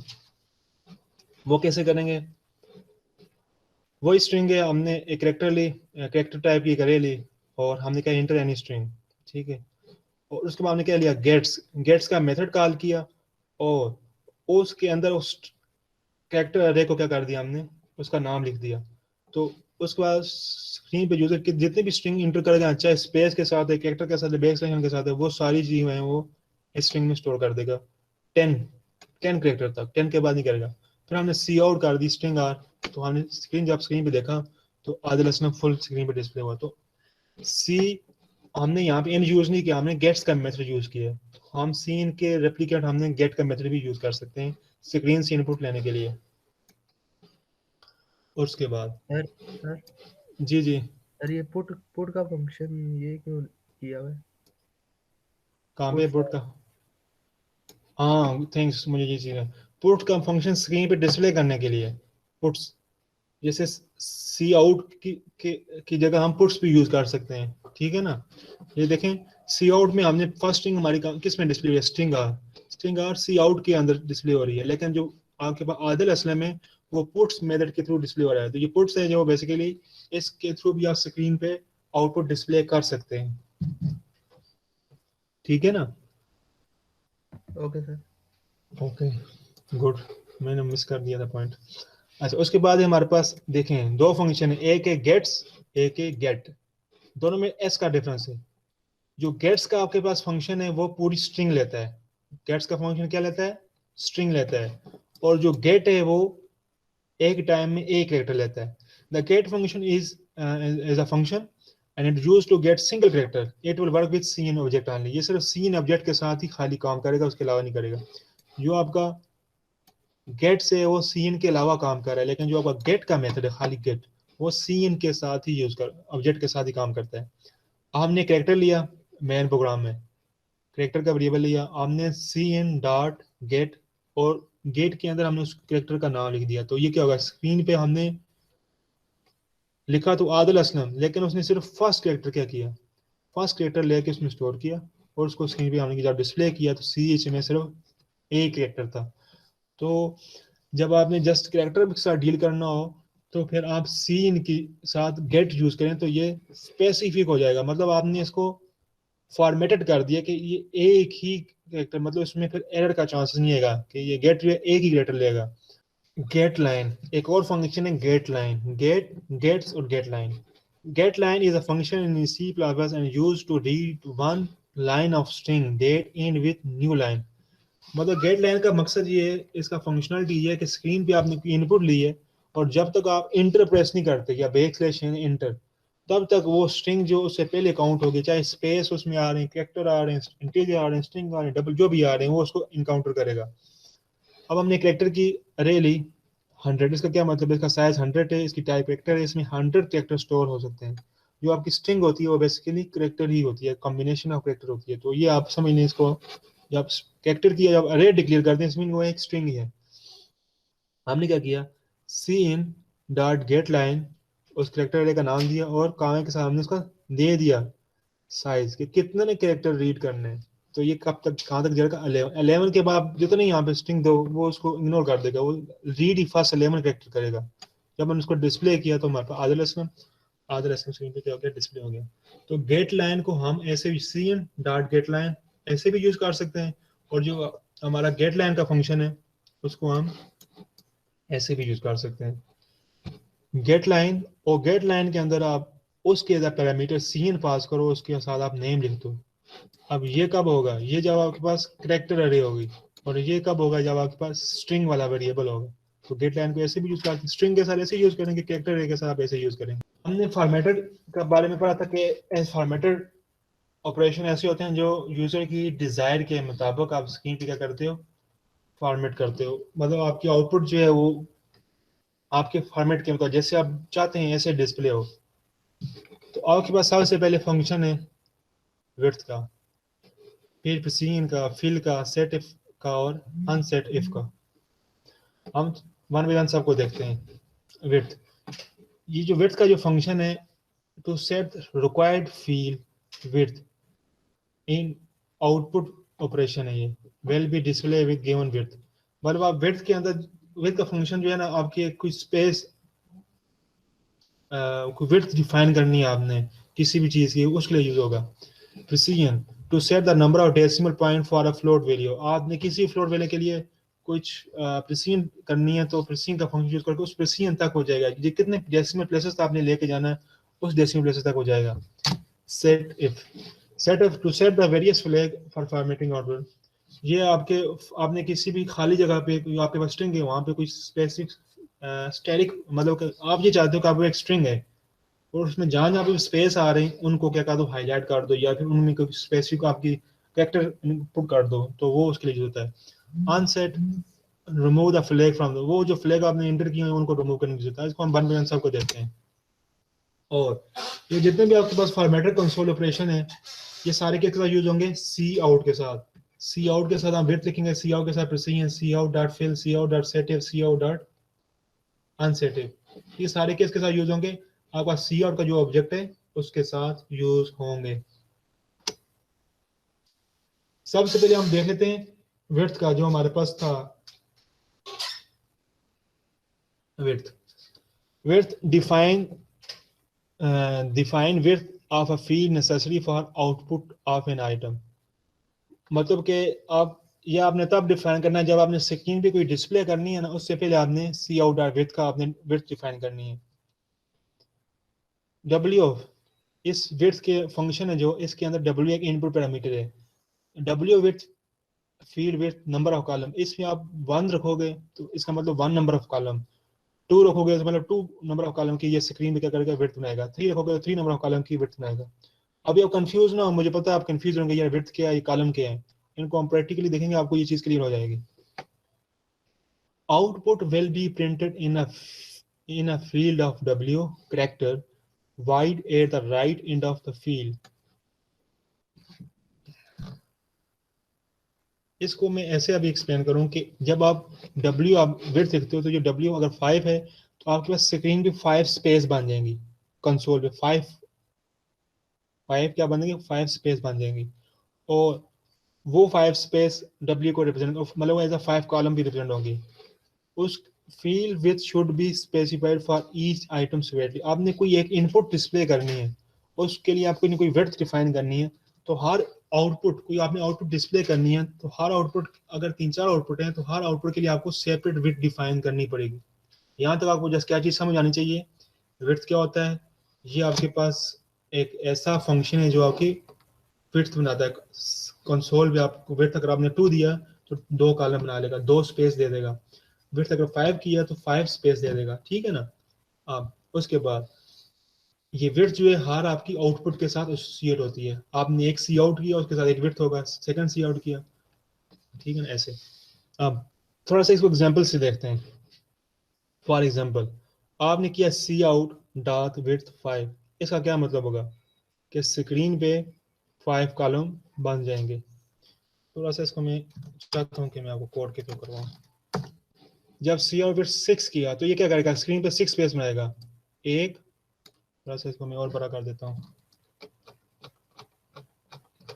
6 कॉलम, एक 6 स्पेस, 1 2 3 4 5 6, देख रहे हैं ना 6 स्पेस में। अब इसको फिर दोबारा मूव करता हूँ, दिस इज 1 2 3 4 5 6, इसने 6 स्पेस बना दिए, और ये ठीक है ना। अब उसके बाद जो हमने सी आउट की आइटम्स, आइटम का एस उसने उसका जो लास्ट वाला कॉलम था उसमें डिस्प्ले किया, ई वाले को उसके से पीछे वाले में, आई वाले को ऐसे ही। तो स्टार्ट में आपके पास आइटम की विड्थ क्या थी, 5 थी, लेकिन आपने कॉलम कितने बनाए, 6। तो लास्ट जो आपके 5 कॉलम होंगे उनमें आइटम आ जाएगा और पहले आपके पास स्पेस एक बच जाएगा। अगर मैं इस पर जस्ट 5 करता हूँ यहाँ पे, ठीक है, और मैं इसको रन करता हूँ तो आप देखेंगे कि अब इससे पहले कोई स्पेस नहीं है, इससे पहले क्या है, कोई भी स्पेस नहीं है। 5 कॉलम बने थे, उन 5 कॉलम में आपके पास आइटम की जो वैल्यू थी वही एग्जैक्ट वही आ गई है, ठीक है ना। दिस इज 1 2 3 4 और 5। अब ये काम कैसे करता है, ये काम ऐसे करता है, अगर इसको मैं क्या कर देता हूँ, इसे मैं 10 कर देता हूँ। अब आपने थोड़ा सा इसको ऑब्जर्व करना है, इसने कितने स्पेस, कितने कॉलम बनाए, 10 column, first column, second column, third column, fourth column और 5 कॉलम, फिफ्थ कॉलम यहाँ पे हो गए, फिर 6 7 8 9 और 10, ये इसने 10 कॉलम बनाए। अब जो उसने सी आउट वैल्यू डिस्प्ले की उसने कहाँ पे की, उसने लास्ट जो 5 कॉलम थे, मतलब कि ये लास्ट जो आपका कॉलम होगा ना वहां से ये स्ट्रिंग को उसमें डेटा एंटर करेगा। लास्ट वाले में जो होगा पहले इसका लास्ट स्ट्रिंग का लास्ट डिस्प्ले करेगा, फिर उससे पीछे वाले में जो कॉलम होगा उसमें इसका सेकंड वाला जो एलिमेंट होगा लास्ट से बैकवर्ड आएगा। तो उसने लास्ट जो 5 सेल थे उसमें इसकी स्क्रीन की आउटपुट डिस्प्ले कर दी, और बाकी 5 क्या कर दिए, स्पेसेस उसको ऐसे ही डिक्लेयर कर दिया। तो ये था विड्थ बेसिकली आप एडवांस में स्क्रीन पे आप अपनी जगह रिजर्व कर लेते हैं। हमने 10 स्पेसेस रिजर्व कर दी जब हम ये लाइन लिखी, हम उसको जब हमने सी आउट किया तो सी आउट में जो वैल्यू थी वो वैल्यू विड्थ के लास्ट से होती हुई प्रिंट होगी और पीछे तक आएगी। मान लो कि एस पहले होगा, इसके लास्ट से, यहाँ से स्टार्ट से नहीं हो, ये सी आउट यहाँ से होना चाहिए, यहाँ से नहीं होगा, ये फर्स्ट वाले कॉलम में नहीं आएगा, लास्ट कॉलम से स्ट्रिंग उसमें स्टोर हो डिस्प्ले होगी हमारे पास सी आउट में। ये विड्थ का मेन फंक्शन है। अब क्या करते हैं, इसके बाद हमने एक और किया, विड्थ दी, इसको थोड़ा सा ऑब्जर्व करते हैं।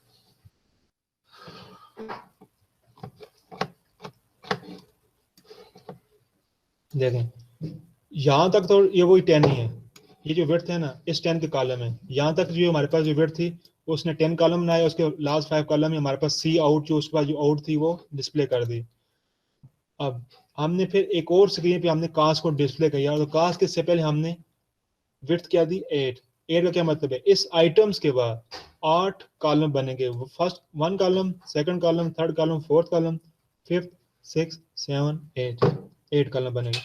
और 8 कॉलम में उसके बाद जो सी आउट में जो स्ट्रिंग डिस्प्ले होगी वो अब इसके लास्ट कॉलम में क्या होगी, स्टोर डिस्प्ले होगी।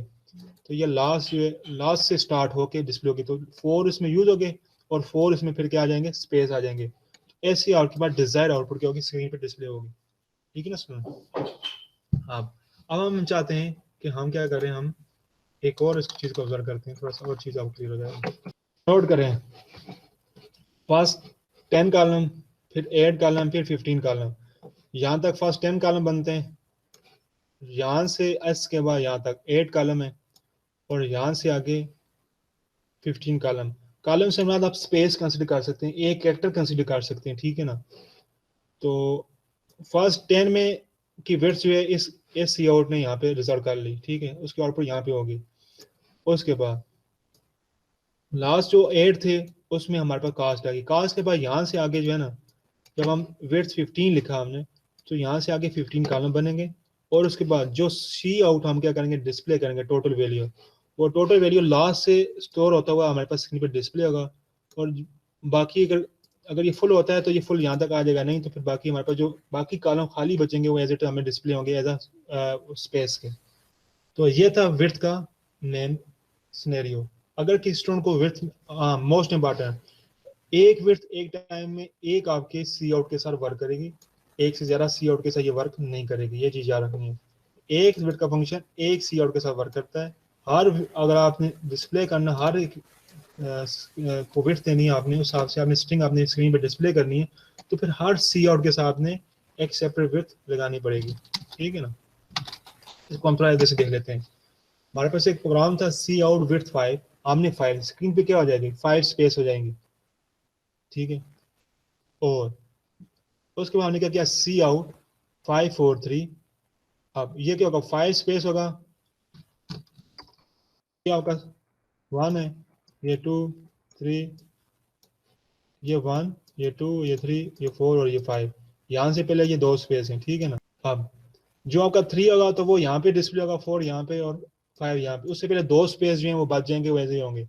लेकिन सी आउट में हम साथ 12 भी हम डिस्प्ले कर रहे हैं, लेकिन 12 को वो कंसीडर नहीं करेगा। क्यों, हमने कहा कि जो विड्थ होता है ये एक टाइम में एक ही, जो आपकी फर्स्ट आपका इंसर्शन ऑपरेटर के साथ जो आपकी आउटपुट होगी उसको ही कंसीडर करेगा। अगर उसके बाद अगर एक और इंसर्शन ऑपरेटर करके आपने स्क्रीन पे आउटपुट डिस्प्ले की है तो वो उसको कंसीडर नहीं करेगा, उसके लिए आपको सेपरेट कोड करना पड़ेगा। फिर हमने क्या किया, फिर हमने ये कोड किया, दिस वन। सबसे पहले विड्थ देगी तो हमारे पास 5 कॉलम बन जाएंगे, first column, second column, third, fourth और फिफ्थ, ठीक है, ये 5।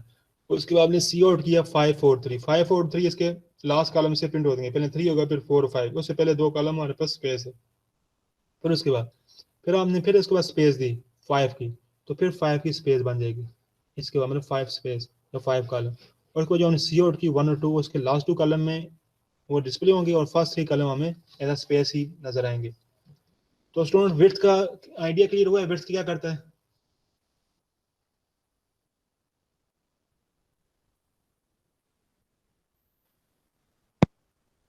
यस सर, क्लियर हो गया। Okay good.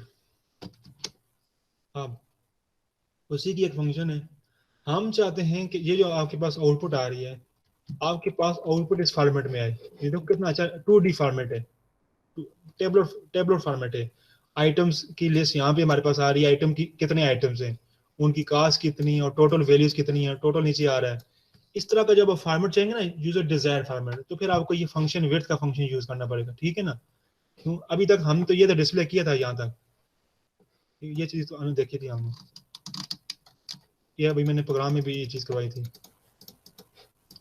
तो अभी ये टाइप पर कोई काम सही नहीं करना, नहीं तो मैं आपको यहीं पे साथ साथ टाइपिंग करता।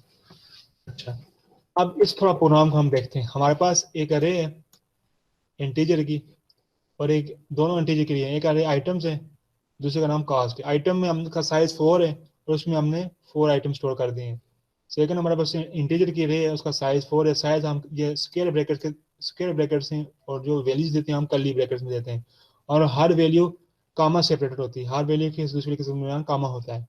ये चीज़ आपको अरे का पता ही है। और ये इसका इंटीजर, इसकी टाइप है, फिर नेम आता है, फिर साइज आता है। ये असाइनमेंट ऑपरेटर है, उसमें ये वैल्यू की हमने साइन की हुई है। ओके, उसके बाद हमने क्या किया, ये वही कोड है जो मैंने अभी एक्सप्लेन किया, मैं दोबारा एक्सप्लेन कर देता हूँ। काउंट विथ 5, जो 5 करेंगे तो स्क्रीन पे 5 के बन जाएंगे, 5 स्पेसेस, ठीक है। 5 स्पेस बन के उसके बाद हमने सी और जो स्क्रीन पे डिस्प्ले किया वो आइटम उस 5 स्पेस में क्या जाएंगे, छोड़ेंगे। ये 5 स्पेस आइटम की जो कैरेक्टर है वो भी 5 है, तो 5 उन 5 कॉलम में स्टोर हो जाएंगे, कोई भी स्पेस इससे पहले नहीं आएगा। ठीक है, उसके बाद फिर हमने क्या किया, हमने किया सी आउट विथ 8। इसके बाद एस के बाद 8 कॉलम बनेंगे, 8 स्पेस का एस 8 स्पेस बनेंगे। ठीक है ना, उसके बाद हम सी आउट किया, सी आउट में हमने कास्ट किया, उसके जो लास्ट 4 कॉलम होंगे उनमें सी आउट स्टोर हो जाएगा, और जो फर्स्ट 4 कॉलम होंगे वो उनमें स्पेस ही रहेगा। ठीक है, उसके बाद फिर हमने क्या किया 15 विड्थ 15, तो 15 इस कॉस्ट के बाद 15 कॉलम बनेंगे, और 15 कॉलम के बाद जो हम सी आउट पे स्ट्रिंग डिस्प्ले करेंगे वो स्ट्रिंग एज इट इज यहाँ पे डिस्प्ले होगी, और हमारे पास जो कुछ 3-4 कॉलम बचेंगे वो एज इट स्पेस आएंगे। यहाँ तक तो ये चीज़ क्लियर होगी।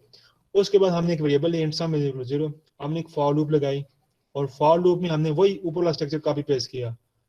फर्स्ट सी आउट, फर्स्ट 5 स्पेस में हम क्या कर रहे हैं, इसका आइटम की वैल्यू डिस्प्ले कर रहे हैं, फिर हम 8 स्पेस दे रहे हैं यहाँ से यहाँ तक, उसमें हम कास्ट की वैल्यू डिस्प्ले कर रहे हैं, फिर उसके बाद हम 15 स्पेस दे रहे हैं यहाँ पे, यहाँ से 15 स्पेस, और उसमें हम इनकी वैल्यू जो मल्टीप्लाई करके डिस्प्ले कर रहे हैं।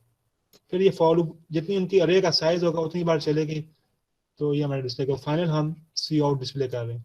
तो अगर आप जब टेबलर फॉर्मेट में आपने वैल्यू प्रिंट करनी है आपने, तो आपने विड्थ का फंक्शन आपके लिए हेल्पफुल हो सकता है। ओके, फिल फंक्शन, इसके बाद क्या आता है, फिल आता है। अब देखें, we can use fill function to fill the unused position by any desired character.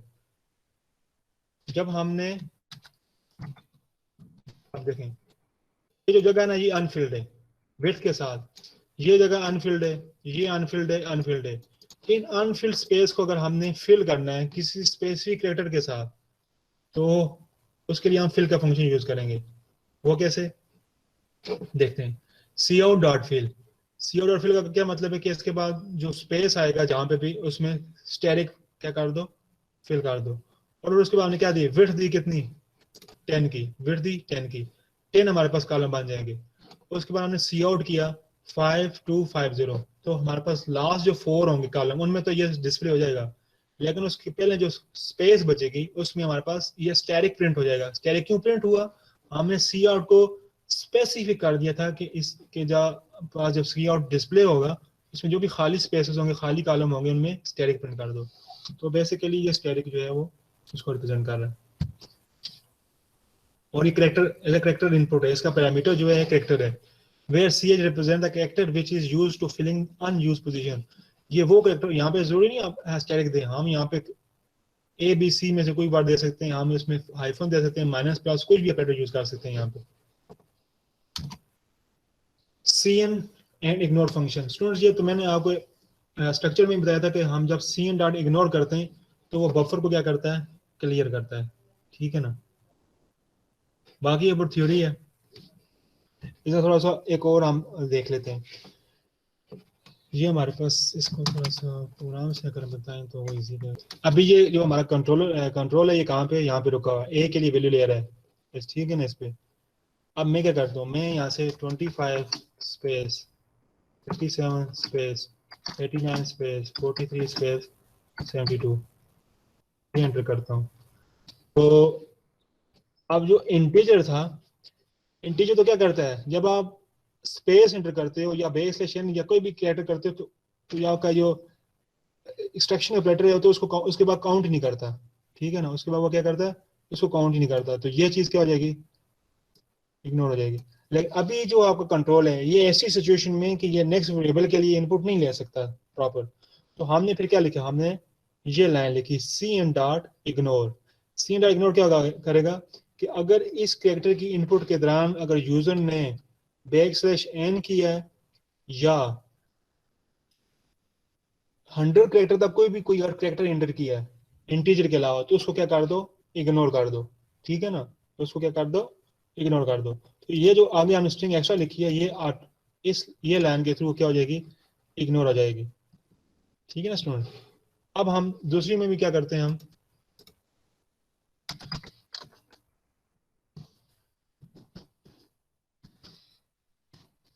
Screen पे तो हमारे पास डिस्प्ले होगी, लेकिन अभी अगर इस 34 भी अभी किस सिचुएशन में, अभी हमने एंटर किया कंट्रोलर आपका, इसके बाद कोई आउटपुट इनपुट ले नहीं सकता, लेकिन बी जो है वो फर्स्ट जो है इन दो को कंसिडर करेगा जो हम आपके पास एक्सट्रैक्शन ऑपरेटर है उसके पास स्पेस जब भी इनकाउंटर होगा तो वो उसको कंसिडर नहीं करेगा। तो उस सिचुएशन से निकलने के लिए आप सी एन डॉट इग्नोर करते हैं अगर कहीं पे आपने इनवैलिड जो इसको इनपुट दे दी है। तो C N dot ignore basically आपका वो जो बफर में आपकी ये स्ट्रिंग स्टोर हो रही होती है इसको क्या करता है, क्लियर कर देता है।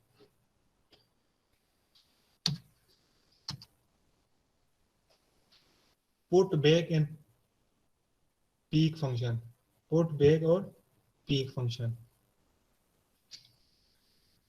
यहाँ पे टी भी है, दो फंक्शन है हमारे पास और ये दोनों किसके साथ डील करते हैं, कैरेक्टर के साथ। ये दोनों कैरेक्टर के फंक्शन है और ये बिल्ट इन फंक्शन है, प्री डिफाइंड है, ठीक है ना।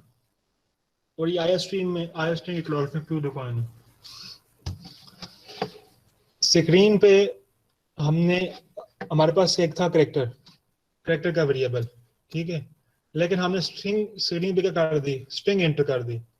तो वो बाय डिफॉल्ट क्या करेगा, अगर आप cn.get.ch यूज कर रहे हैं तो वो उसका फर्स्ट कैरेक्टर क्या करेगा, रीड करेगा, ठीक है, और उसको क्या कर देगा, स्क्रीन पे डिस्प्ले कर देगा।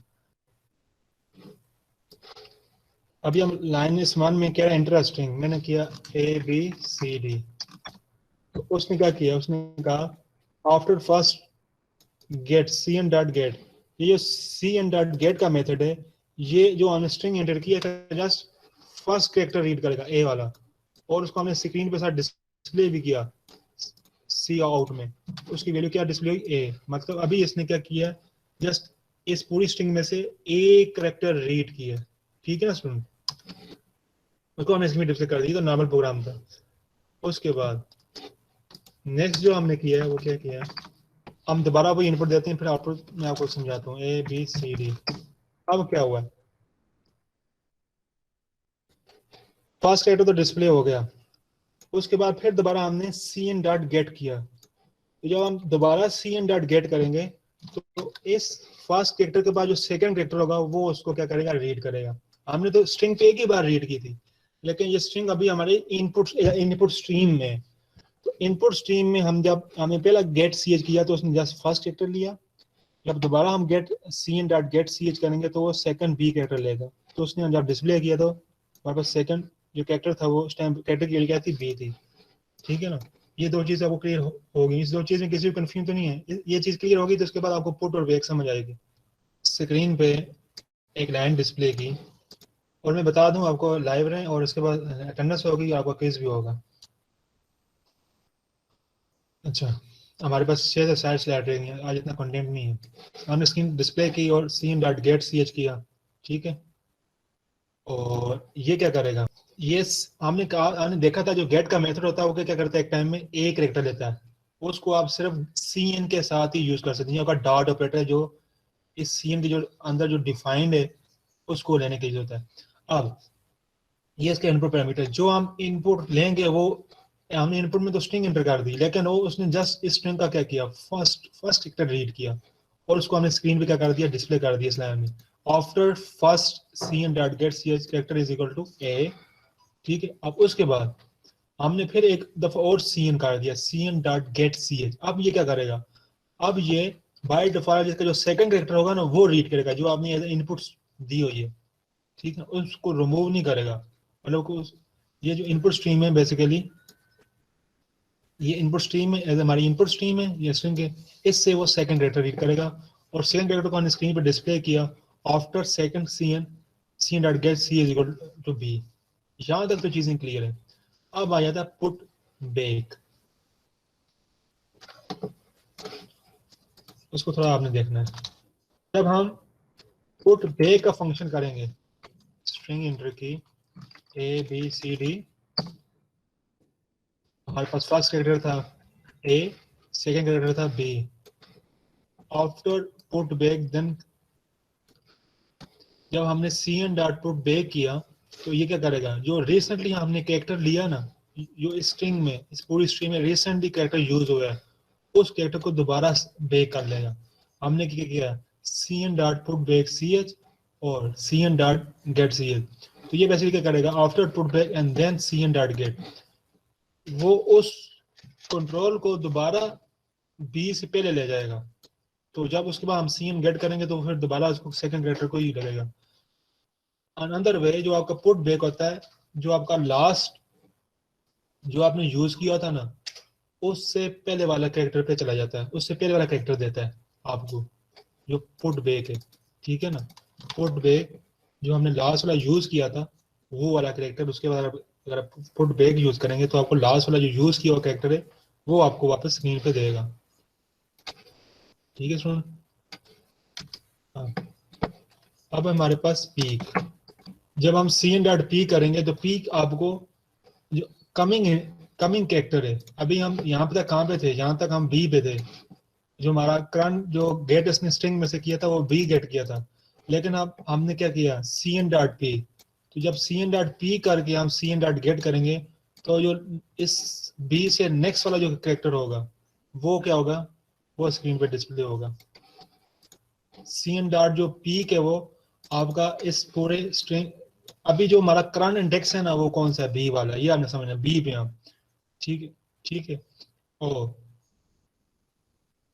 अब जब आप cn.get करते हैं तो वो नेक्स्ट कैरेक्टर को लेता है, लेकिन जब आप cn.put करके cn.get एज करेंगे तो वो वही जो आपने लास्ट कैरेक्टर पे था वही आपको स्क्रीन पे क्या करेगा, डिस्प्ले करेगा। लेकिन cn.p करके cn.get करेंगे तो cn.p उसको क्या कर देगा, जो कमिंग कैरेक्टर है उस कैरेक्टर को वो क्या करेगा, स्क्रीन पर डिस्प्ले करवाएगा। तो cn.जो पुट बैक है जो एक कैरेक्टर पीछे होता है उसको डिस्प्ले करता है करंट इंडेक्स से, और जो cn.p के वो एक कैरेक्टर जो आगे वाला आने वाला कैरेक्टर है ये c, वो स्क्रीन पर डिस्प्ले करता है। वो उसको क्या हमें क्लियर होगा। देखें मैं दोबारा रिपीट करता हूँ। फर्स्ट आपने क्या किया, आपने ये ABCD किया, आपने किया after first get cn.get first time किया, तो इस फुल में जब cn.get करेंगे तो उसका फर्स्ट कैरेक्टर क्या होगा, रीड होगा, वो हमारे पास स्क्रीन पर डिस्प्ले हो गया। फिर आपने दोबारा cn.get किया, अब cn.get का इंडेक्स क्या हो गया, b, क्या हो गया b, तो हमारे पास स्क्रीन पे क्या होगा, b डिस्प्ले होगा। अब अगर दोबारा cn.get हम करते हैं ना तो हमें क्या डिस्प्ले होगा, c होना चाहिए, लेकिन हमने जब cn.get किया तो हमारे पास b क्यों डिस्प्ले हुआ है, क्यों, उससे पहले हमने पुट बैक कर दिया था। इंडेक्स हमारा कंट्रोलर c पे पहुंच गया लेकिन उसने पुट बैक c से उठ के उसने पीछे b को क्या कर दिया, वो डिस्प्ले करवाया।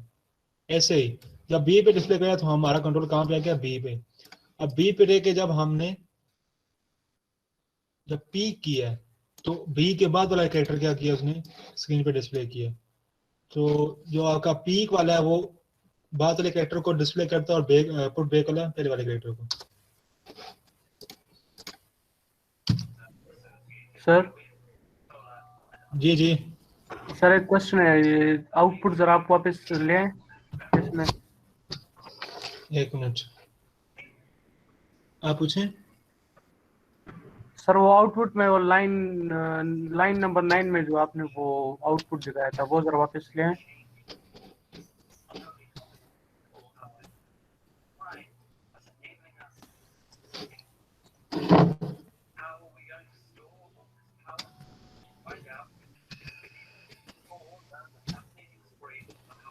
सर इसमें जो लाइन 9 है और इसमें हमने CH जो भी हमने शो करवाया इधर गेट CH के थ्रू, जी जी इसके आगे अगर हम cn.peak यूज ना करें और डायरेक्ट cn.get करें तो तब भी तो हमें C शो होगा ना।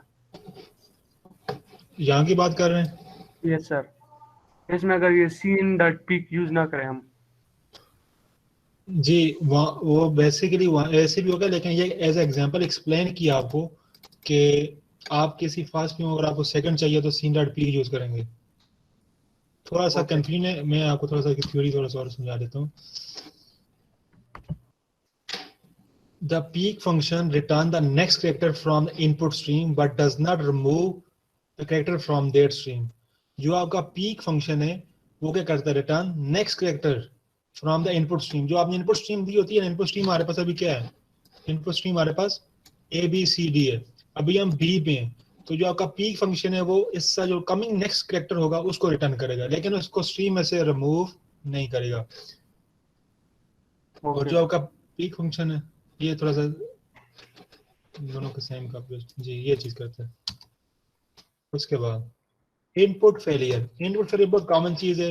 आप इसको सारी चीजें कोड बेस में, तो कोड को ही रन करके आपको तो इजी रहेगा। देखिए स्टूडेंट, हमारे पास 4 वेरिएबल है, इंट ए, इंट बी, इंट सी और डी, ठीक है ना। 4 क्या है? वेरिएबल है। हमने 4 वेरिएबल में हमने सीन के थ्रू हमने कितने हमारे पास ऑपरेटर यूज होंगे? एक्सट्रैक्शन ऑपरेटर 4 इनपुट लेने के लिए, अगर आपने एक ही टाइम लेने, फर्स्ट क्वेश्चन, सेकंड, थर्ड और फोर्थ, 4 वेरिएबल में हमारे पे इनपुट आ जाएगी।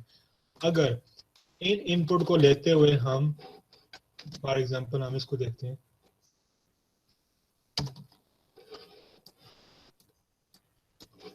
ये सारे इंटीजर हैं, लेकिन अगर इसमें आप कैरेक्टर एंटर कर दोगे तो आपका क्या आ जाएगा? इनपुट फेलियर आएगा। क्या आएगा? Input failure. देखें, फर्स्ट हम इंटर 4 इंटीजर, ये स्क्रीन होगी, ये जो 34 है ये तो एरे ए के लिए स्टोर हो जाएगा, लेकिन 34 के साथ हमने क्या कर दिया? के एंटर कर दिया, तो के में बी में क्या हो जाएगा? स्टोर नहीं होगा। के बी में मतलब वो वैल्यू उसमें वो स्टोर नहीं होगी। ऐसे ही फिर हमने स्पेस करके 67 किया, वो उसमें स्टोर होगा। फिर हमने इसके बाद क्या कर दिया? 28 किया, वो भी। अब आपने चीज अंदाजा सोचना है, जब हमने ये 4 वैल्यू की तो हमारी आउटपुट क्या आई है? आउटपुट में सिर्फ जो एक वैल्यू है ना वो असाइन हुई है, और जब आपने स्ट्रिंग एंटर की उसके बाद इनपुट फेलियर, ऐसा फेलियर आया कि उसने वो वैल्यू ही आगे उनको कंसिडर ही नहीं किया। जब भी आपके पास इनपुट फेलियर आएगा तो उसको वो वैल्यू क्या करेगा? कंसिडर नहीं करेगा। तो ठीक है, हमारे पास ए की वैल्यू 10 थी, लेकिन आउटपुट में 34 डिस्प्ले हो रही है। बी की वैल्यू 20 थी, आउटपुट में 0 क्यों डिस्प्ले हो रही है? क्योंकि जब बी के लिए वैल्यू ले रहे थे उस टाइम हमारे पास इनपुट फेलियर आया है, उसकी टाइप के अगेंस्ट हमने कोई वैल्यू एंटर किया, टाइप उसकी इंटीजर थी, हमने कैरेक्टर एंटर किया, तो उसने फिर बी को गार्बेज वैल्यू 0 वैल्यू दे दी है, और उसके बाद बाकी, और वो किस में चला गया? इनपुट फेलियर में जा गया। जब भी प्रोग्राम इनपुट फेलियर में जाता है उसके बाद वो इस कंडीशन में नहीं होता कि वो दोबारा इनपुट ले सके, आपको उससे दोबारा रोल बैक करवाना होता है, प्रोग्राम को इनपुट वैल्यू से वापस निकालना होता है। तो उसके लिए हमने मेथड पढ़ा था सी एंड डॉट इग्नोर। जब वो करेंगे तब उससे वो दोबारा वापस अपनी असल सिचुएशन में आएगा, फिर इनपुट लेने के काबिल होगा। तो फिर उसको हमने जितनी इनपुट्स की उसने इसको क्या कर दिया? इग्नोर कर दिया, और सी और डी की वैल्यू वो जो पहले हमने दी थी वही स्क्रीन पर डिस्प्ले हुई है। थोड़ा सा एक्सप्लेन करते हैं। The second input value is the character के, ठीक है, जो सेकंड वैल्यू थी हमने कैरेक्टर के की। The cin statement tries to put this character into integer variable B. जो सीन ऑपरेटर होगा ना आपका, वो क्या स्टेटमेंट जो है वो क्या करेगी? वो ट्राई करेगी इस के को इस बी में स्टोर करने की, लेकिन बी की टाइप तो क्या इंटीजर है और ये टाइप का कैरेक्टर है, तो नहीं होगी। However because B is an int value and the input stream enter the fail state, input जो स्ट्रीम होगी वो किस स्टेट में चली जाएगी? फेल स्टेट में। Note that value of the B and C and D are unchanged as show of by output of the statement by line. Value जो B है वो तो बाय डिफॉल्ट उसको गार्बेज वैल्यू चली जाएगी, क्योंकि बी की इनपुट आप ले रहे थे, और बाकी जो वैल्यू रिमेन चेंज रहेंगे। सेकंड केस में यही कोड है और उसकी थोड़ा सा चेंजेस है। हमारे पास क्या है? वही कोड है, वही सिंपल है। हमने क्या किया? इनपुट में यहाँ पे वहां पे कैरेक्टर दिया था, यहाँ पे हमने डेसिमल वैल्यू दे दी है 37 स्पेस, ये हमने डेसिमल वैल्यू दी है। तो उसने क्या किया है? जब हमने डेसिमल वैल्यू दी है हमारे पास ये इंटीजर है, लेकिन हमने यहाँ पे वैल्यू फ्लोट या डेसिमल में दी है, तो ये क्या करेगा? यहाँ पे ए की वैल्यू भी उसने ले ली, बी की वैल्यू उसने सिर्फ उसका इंटीजर वाला पार्ट लिया, डेसिमल वाला पार्ट नहीं लिया, और सी इज इक्वल टू डी 0। ये इश्यू तब आपको आते हैं जब आप सी एन में एक ही टाइम पे एक से ज्यादा इनपुट लें, या आप इंटीजर की जगह कैरेक्टर एंटर कर दें, कैरेक्टर की जगह आप स्ट्रिंग डाल दें, तो आपको ये एरर आएंगे। अब in this sample run the cin statement in line 6 input 6 into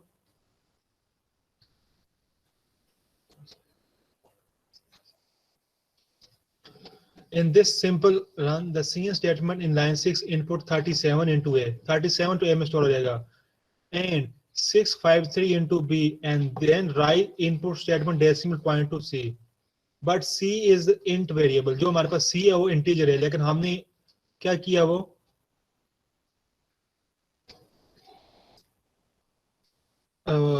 input variable में ये जो डॉट है वो इसको क्या करेगा, एज अ कैरेक्टर कंसीडर करेगा, तो उसको इग्नोर कर देगा. सो input stream inter fail state, जब भी ये कैरेक्टर आएगा तो इनपुट स्ट्रीम क्या होगा, एक फेल स्टेट में क्या हो जाएगा, इंटर हो जाएगा. तो उसके बाद जो सी की जो वैल्यू थी वो बाय डिफॉल्ट 0 जाएगी और डी जो है रिमेन अनचेंज रहेगा. तो कहने का मतलब ये आपका इनपुट फेलियर कब आता है, जब आपके पास इंटीजर का टाइप है उसमें आप स्ट्रिंग इंटर कर दो, इनपुट फेलियर आएगा. इनपुट फेलियर जब आएगा उसके बाद वो उसके बाद वो वैल्यू नहीं ले सकेगा किसी भी वेरिएबल के लिए. तो इसके लिए cin डॉट इग्नोर आपको करना होगा, तब आपका वो इनपुट स्ट्रीम दोबारा अपनी असल सिचुएशन में आएगी. तो ये दो एग्जांपल थी इनपुट फेलियर की. इनपुट फेलियर कब होता है, जब आपने रॉन्ग टाइप के वेरिएबल में इंटीजर टाइप के वेरिएबल में आप स्ट्रिंग स्टोर कर रहे हो, स्ट्रिंग टाइप के वेरिएबल में आप इंटीजर स्टोर कर रहे हो, तो उस टाइम आपके पास इनपुट फेलियर आएगा. द क्लियर फंक्शन, अब ये देखें, अब ये जो इसका जो एरर था ना, इसमें जो इशू आ रहे थे इनपुट फेलियर, इसको हमने हैंडल कैसे करना है. Clear function, when input stream enter into the fail state, the system ignore all further in IO using the that stream. एक दफा वो फेल स्टेट में चला गया, उसके बाद वो कोई भी आईओ ऑपरेशन परफॉर्म नहीं करेगा, वो फेल हो जाएगा. To use this stream function clear to restore input stream to working state. इस स्ट्रीम को दोबारा यूज करने के लिए आपको इसको रिस्टोर करना पड़ेगा उसकी असल स्टेट में. The syntax to use clear function is stream bar clear, ये आप यूज करेंगे जो स्ट्रीम यूज कर रहे हो स्ट्रीम डॉट क्लियर का फंक्शन, तो वो स्ट्रीम दोबारा क्लियर होकर ऐसे सिचुएशन में आएगी. Here is stream variable is input stream variable such as cin, जैसे कि cin है, या आपने कोई गेट का मेथड यूज किया है, कोई भी यूज किया. After using function clear to return stream to a working state, you still need to clear the rest of garbage from input stream.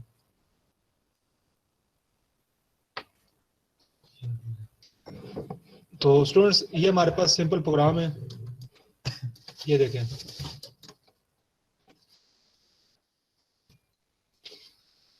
Int हमारे पास क्या था, int a is equal to 23 दिया हमने स्टार्ट में, और b is equal to 24, और screen पे हमने कहा कि inter follow by inter a number follow by character. हमने कुछ नंबर आना, हम कि b की टाइप क्या इंटीजर है, लेकिन हमने b में हमने कैरेक्टर स्टोर करने की कोशिश की, तो यहाँ पे क्या आएगा, इनपुट फेलियर आएगा. इसके बाद जो हमारा कंट्रोल होगा वो आईओ स्ट्रीम फेल स्टेट में चली गई, वो दोबारा कोई भी इनपुट नहीं ले सकती. तो हमने जब यहाँ पे हमारे पास फेलियर आया तो हमने इसको डिस्प्ले किया.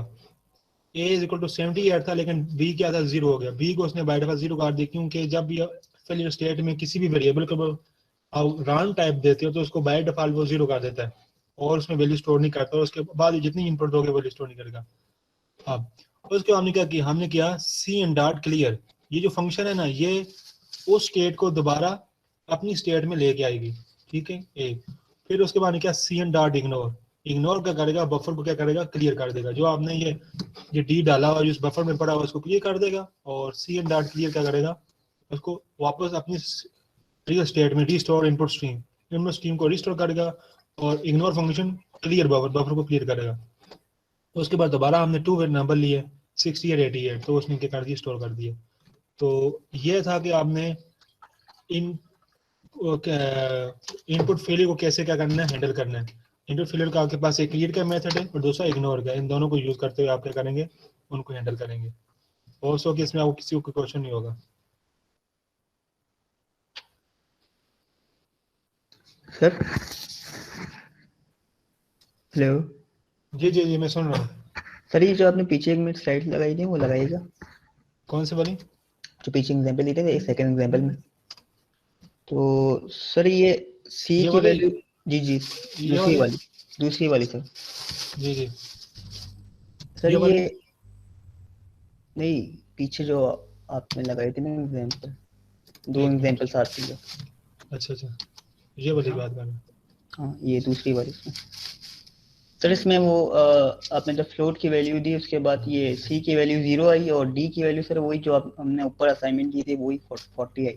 जी जी, ये कैसे किस तरह हुआ? ये मैं दोबारा रिपीट कर देता हूँ। 37 तो ए में स्टोर हो गया, ये तो चीज क्लियर है ना आपको? जी सर।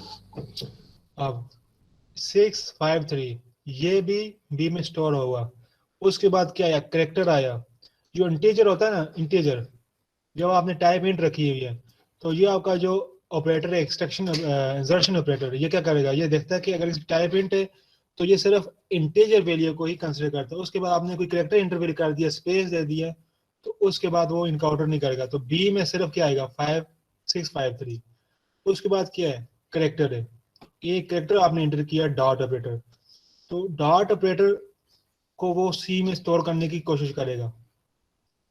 डॉट को, डॉट एक क्या करेक्टर है, तो सी तो इंटीजर है तो वो तो करेक्टर है, तो यहाँ पे आ जाएगा इनपुट फेलियर इस सिचुएशन में। ठीक है ना? इस सिचुएशन में क्या आएगा? इनपुट फेलियर आएगा, तो वो सी की वैल्यू 0 कर देगा। और उसके बाद कोई भी इनपुट 23 को भी नहीं लेगा, 70 इग्नोर कर, मतलब कि इनपुट फेलियर हो गया आपका, फेल स्टेट में चला गया आपकी स्ट्रीम को आपको रिस्टोर करना पड़ेगा। तो फिर डी की जो बाइट फाइल वैल्यू थी जो ऊपर दी थी वो इस डिस्प्ले हुई। तो इस डॉट की वजह से, क्योंकि हमने डेसिमल ली, लेकिन जो अभी जो हमारा ऑपरेटर है एक्सट्रैक्शन ऑपरेटर, वो सिर्फ इंटीजर टाइप की वैल्यू को समझ सकता है, उसे सिर्फ इंटीजर चाहिए। तो जब हम उसमें हम करेक्टर डालने की कोशिश करेंगे तो उसको फेलियर स्टेट में चला जाएगा। ओके सर सही है। उसके बाद हमारे पास ये फंक्शन हो गया output and formatting output manipulator. Sir एक क्वेश्चन था। जी जी, आप सब पूछें। सर ये जो ऊपर फंक्शन यूज किया हुआ है आईओ स्ट्रीम के नीचे, आईओ मैन आईपी, जी जी, सर ये किस वजह से यूज किया है? ये मतलब वो जो पॉइंट में आ रहे हैं फंक्शन यूज किया उसके लिए यूज किया नीचे? फर्स्ट थिंग ये फंक्शन नहीं, ये फंक्शन लाइब्रेरी नहीं सर, है, ये आपने लाइब्रेरी सर। डायरेक्टरी या आप इसे कैसे लाइब्रेरी आपने इंक्लूड किया इसमें, एक चीज। Yes sir. दूसरा जी नीचे नीचे हमारे पास सेट प्रिसीजन का है, फिक्स का है। ये जितने भी हमारे पास नीचे मैनिपुलेटर है, मैनिपुलेटर वो होता है जो आपके सी आउट के इस ऑपरेटर के साथ जो होते हैं, वो इस लाइब्रेरी में डिफाइंड है। Yes sir. सर मैं ये पूछ रहा था इसे हमने यूज क्यों किया है, मतलब जैसे अभी आप नीचे ये रेडियस और हाइट की वैल्यू लिखी है पॉइंट में, ये इस फंक्शन के बगैर भी तो, मतलब लाइब्रेरी के बगैर, ये क्या नाम है, फंक्शन के बगैर काम भी तो हो सकता है, लेकिन ये हमने यूज क्यों किया है? जी स्टूडेंट्स, समझ आई किसी को? Yes sir. जी आप सब क्या समझ आई आपको? सर जी इसमें वो जो आपने ऊपर ये क्या नाम है, ये जो फंक्शन यूज किया हुआ है, जो क्या नाम है ऊपर लाइब्रेरी इंक्लूड करवाई है आईओ एम ए एन, और नीचे सर ये फंक्शन यूज किया हुआ आप साहब एक चीज यूज करें, ये फंक्शन नहीं है, ये लाइब्रेरी हमने ऐड की है, ये चीज आपने है। करेक्शन करनी है। जी सर यस, नीचे ये जो सी आउट के साथ ये फंक्शन नहीं है? जी जी, सर ये नीचे जो यूज किया सी आउट में, ये फंक्शन है ना सर, या लाइब्रेरी है नीचे? ये फंक्शन है। सर ये यूज इस वजह से किया है क्योंकि ये जो लाइब्रेरी है ये मतलब जो हमारे पास फ्लोट में नंबर सी आउट में आ रही हैं, इनको मतलब सर ये मतलब वो करता है आउटपुट स्ट्रीम में, मतलब float value, float point value करता है सर। ये जो हमारे पास सर पॉइंट में आ रही हैं, इनको मतलब पॉइंट जो के बाद वाली वैल्यू डिस्प्ले कराने के लिए, कि मतलब वो उसकी मैनिपुलेशन सही हो, मतलब जो हमने हाइट और रेडियस फाइंड किया है। थोड़ा और रिपीट करें ताकि बाकी स्टूडेंट को भी समझ आए। जी सर। थोड़ा और रिपीट करें ताकि बाकी स्टूडेंट को भी समझ आए। सर ये इसके बगैर अगर हम ये फंक्शन यूज ना करते तो पॉइंट के बाद वाली वैल्यू हमारे पास ना आती। क्यों? क्योंकि हमने ऊपर जो डबल, ऊपर वो डबल में, और रेडियस और हाइट हमने ऊपर डिक्लेयर किया वो डबल में किया, फ्लोट में नहीं किया। ये फंक्शन इसी वजह से यूज किया, ये मतलब फ्लोट वैल्यू को मैनिपुलेट करता है। सबसे पहले तो ऊपर जो हमने ये डायरेक्टरी या लाइब्रेरी ऐड की है आईओ में, आईओ एम ए एन आई पे, इसका मतलब है इनपुट आउटपुट मैनिपुलेटर्स, मतलब जितने भी इम्प्रॉपर मैनिपुलेटर्स हैं जो आपके सीन और सी आउट के साथ आप यूज कर सकते हैं, वो सारे इसमें डिफाइन है। ये हमने एक लिया है कांस्टेंट डबल पी आई। जब किसी भी वेरिएबल से आप कांस्टेंट का वैल्यू चेंज कर लगाते हैं ना, CONST, इसका क्या मतलब है, रन टाइम पे आप इसकी वैल्यू चेंज नहीं कर सकते, आपको एरर जनरेट होगा।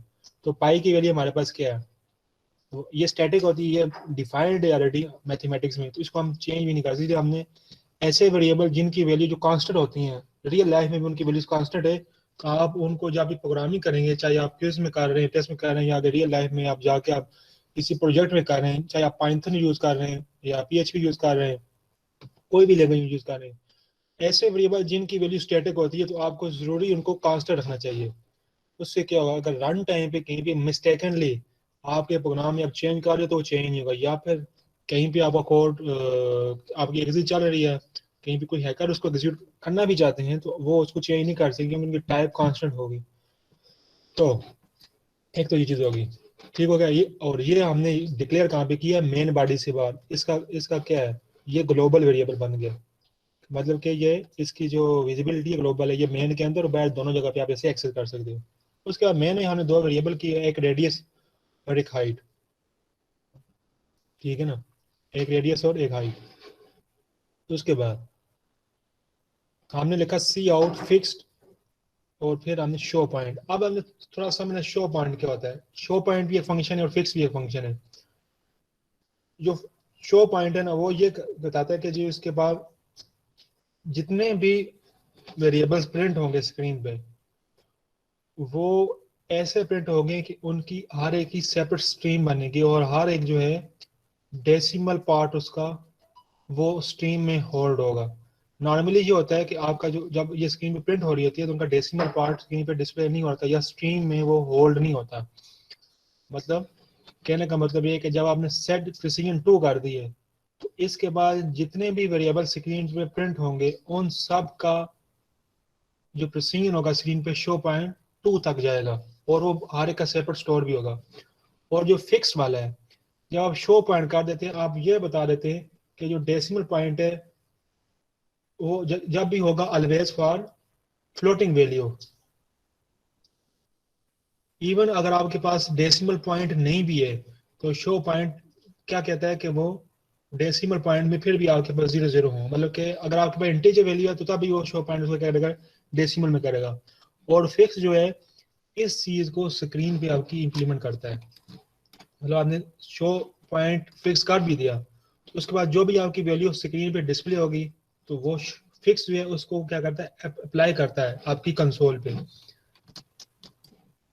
शो पॉइंट सिर्फ क्या बताता है कि आपने जो वैल्यू करनी है वो किस में करनी है, फ्लोटिंग में, जो स्क्रीन पे डिस्प्ले होनी है वो फ्लोटिंग में होनी है। फिक्स क्या करता है, उसको अप्लाई करता है।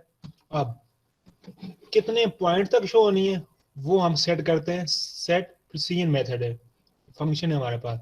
जब हमने कहा सेट प्रिसीजन 2, उसके पैरामीटर हमने 2 दिया, इसका क्या मतलब है, ये 2 डेसिमल प्लेसेस तक जाएगा। इसके बाद जितनी लाइन ऑफ कोड आप स्क्रीन पे डिस्प्ले करेंगे, अगर किसी की वेरिएबल डबल में आप डिस्प्ले करते भी हैं, तो वो 2 डेसिमल प्लेसेस तक जाएगा। देखें, रेडियस की वैल्यू 12 थी, हाइट की वैल्यू भी 12 थी। रेडियस की वैल्यू 12.67 थी और हाइट की 12.00 थी। जब हमने प्रिसीजन सेट की 2 डेसिमल प्लेसेस तक, तो हमारे पास रेडियस ये तो ठीक राइट प्रिंट हुआ, ठीक है। और इनका हमने वॉल्यूम कैलकुलेट किया, पाई की value multiply radius multiply radius radius square multiply height. जो आपका वॉल्यूम होता है वो आपके पास होता है लेंथ विड्थ और हाइट, तीनों का मल्टीप्लाई होता है। तो आपके पास यहाँ पे हाइट है और पाई है, तो लेंथ और विड्थ इसका 2 2 रेडियस आ जाएगा, तो ये इसका वॉल्यूम आ जाएगा। तो आपकी पाई की वैल्यू भी यहाँ पे 2 डेसिमल प्लेसेस पे प्रिंट हुई, वॉल्यूम की भी 2 डेसिमल प्रिंट पे हुई, और हाइट भी। ये 2 डेसिमल प्लेसेस पे क्यों गया, हमने ये सेट प्रिसीजन किया इसकी वजह से। अब इसने पॉइंट ही में शो होना है, ये बकायदा हर एक की स्ट्रीम बनी है बैकएंड पे, हर एक की वैल्यू वो शो पॉइंट और फिक्स के थ्रू हुआ है। शो पॉइंट और फिक्स को आप ऐसे करें कि शो पॉइंट यहाँ से ये बताता है कि इसके बाद जितने भी प्रोग्राम में आउटपुट होंगी वो डेसिमल वाली हैं, और फिक्स जो है उसको अप्लाई करता है सारे वेरिएबल के ऊपर।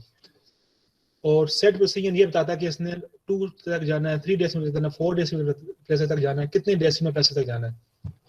उसके बाद फिर हमने लाइन 18 में हमने जी जी सर शो पॉइंट का थोड़ा एक्सप्लेन कर दो सर, ये समझ नहीं होगी। अब देखें, जो शो पॉइंट है ना, ये शो पॉइंट वाला, वो क्या करता है, ये आपका जो शो पॉइंट का, ये बेसिकली आपका एक ऐसा फंक्शन है जो ये बताता है कि जो आपके पास आउटपुट डिस्प्ले होंगी वो किस में होंगी, डेसिमल में होंगी। आउटपुट किस में डिस्प्ले होंगी, डेसिमल में होंगी। फॉर एग्जांपल इसका डेसिमल पार्ट क्या है, हाइट का, सर 12।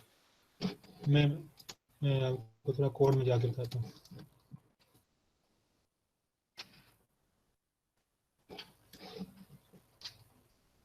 नजर आ रहा आपको, जी जो सर। आपने किया ना सी आउट, ये तो था डेसिमल में था, डेसिमल पार्ट आया ही नहीं, ना डॉट आया ना 00 आया। Yes sir.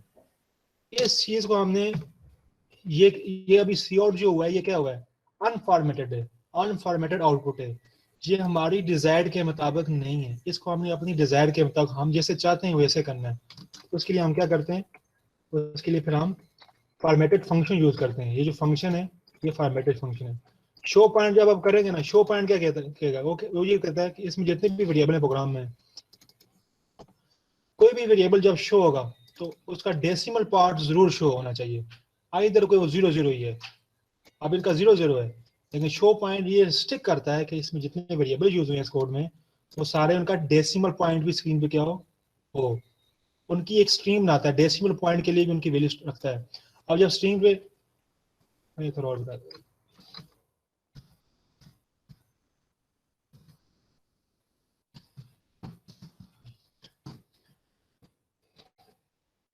अभी जब ये हाइट, सॉरी,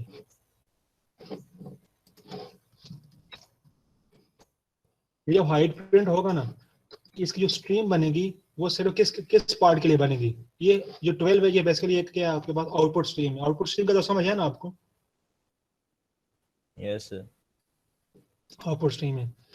नॉर्मली सी प्लस प्लस में जब भी कोई वैल्यू इंटीजर या डेसिमल स्क्रीन पे डिस्प्ले होती है तो वो क्या होती है, अगर उसका डेसिमल पॉइंट 00 है तो वो सिर्फ उसका जो पॉइंट्स के जो पहले वाली वैल्यू है हमारे पास, जो सिग्निफिकेंट बिट्स हैं, वो उनके लिए ही स्ट्रीम बनाता है। पॉइंट्स के बाद वाली जो डेसिमल प्लेसेस है ना, ये इनके लिए नहीं बनाता स्ट्रीम, इनके लिए नहीं बनती, इनके लिए स्ट्रीम में जगह भी नहीं बनती, तभी वो हमारे पास स्क्रीन पे डिस्प्ले भी नहीं होता। मतलब अगर इसका डेसिमल पार्ट 00 है तो वो हमें डिस्प्ले नहीं होगा स्क्रीन पे, उसको इग्नोर करता है। और इस चीज को अगर हमने लेके आना है, हमने इसको स्टे करना कि भाई नहीं, आपने पॉइंट के बाद अगर किसी की वैल्यू 00 भी है फिर भी आपने डेसिमल प्लेसेस शो करने हैं, तो फिर हम शो पॉइंट का क्या करते हैं, फंक्शन यूज करते हैं। शो पॉइंट रिस्ट्रिक्ट करता है कि भाई जब स्ट्रीम बनेगी तो स्ट्रीम में अगर उसके डेसिमल प्लेस सारे 0 हैं फिर भी वो स्ट्रीम में उनकी जगह बनाए, स्ट्रीम में वो वैल्यू स्टोर करे, ताकि वो स्क्रीन के साथ 12.00 हमें शो भी हो। ठीक है सर, थैंक यू सर, समझ आ गया।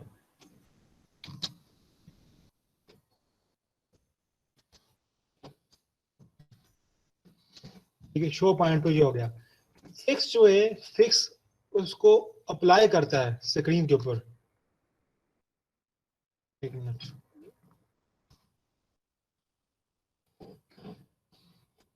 the following statement said output of floating point number in fixed decimal format on standard output device। जब आप फिक्स आप करते हैं ना, फिक्स आपका ये करता है कि जो आपकी आउटपुट है वो उसको फिक्स, जो उसका फॉर्मेट है उसको स्क्रीन पे क्या करे, आउटपुट करे, डिस्प्ले करे, ये इसको डिस्प्ले करवाता है।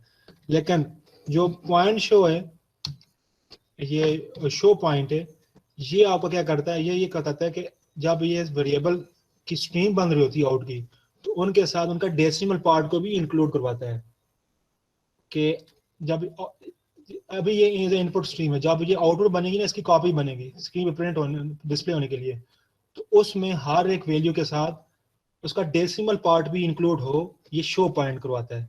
और उसको जब हम डिस्प्ले करेंगे तो डिस्प्ले कैसे करना है वो फिक्स करवाता है। ठीक है ना, ये उसकी स्ट्रीम बनाता है और फिक्स उसको डिस्प्ले करवाता है। शो पॉइंट एक स्ट्रीम ऐसी बनवाता है कि जब हम इस वेरिएबल को स्क्रीन पे आउटपुट स्ट्रीम हम बना रहे होते हैं, उसमें उसका डेसिमल पार्ट भी इंक्लूडेड हो। इधर उसका डेसिमल पार्ट है या नहीं है, फिर भी उसका डेसिमल पार्ट बनवाएगा। एक चीज फिक्स जो है उसको क्या करेगा, डिस्प्ले होने में हेल्प करेगा कि इसको डिस्प्ले होना है। तो ये स्टूडेंट्स, ये आपके पास क्या था, सेट प्रिसीजन। अब वही कोड है हमारे पास, यहाँ पे हमने ये तो हमें पता है कि ये एक लाइन जब लिखी तो हमारे पास जितने भी आउटपुट डिस्प्ले होंगी वो डेसिमल होंगी, उनके डेसिमल प्लेसेस होंगे, चाहे इधर वो उसका डेसिमल प्लेसेस 0 तक है या जहाँ तक भी है। डेसिमल 0 से हमारा ये कि अगर उसकी डेसिमल प्लेसेस एग्जिस्ट करता भी है कि नहीं। फर्स्ट में हमने देखा जब हमने शो पॉइंट किया फिक्स के साथ, तो नॉर्मल हमने 12 जब प्रिंट किया था जस्ट 12 हुआ था, लेकिन यहाँ पे 12.00 भी हुआ है।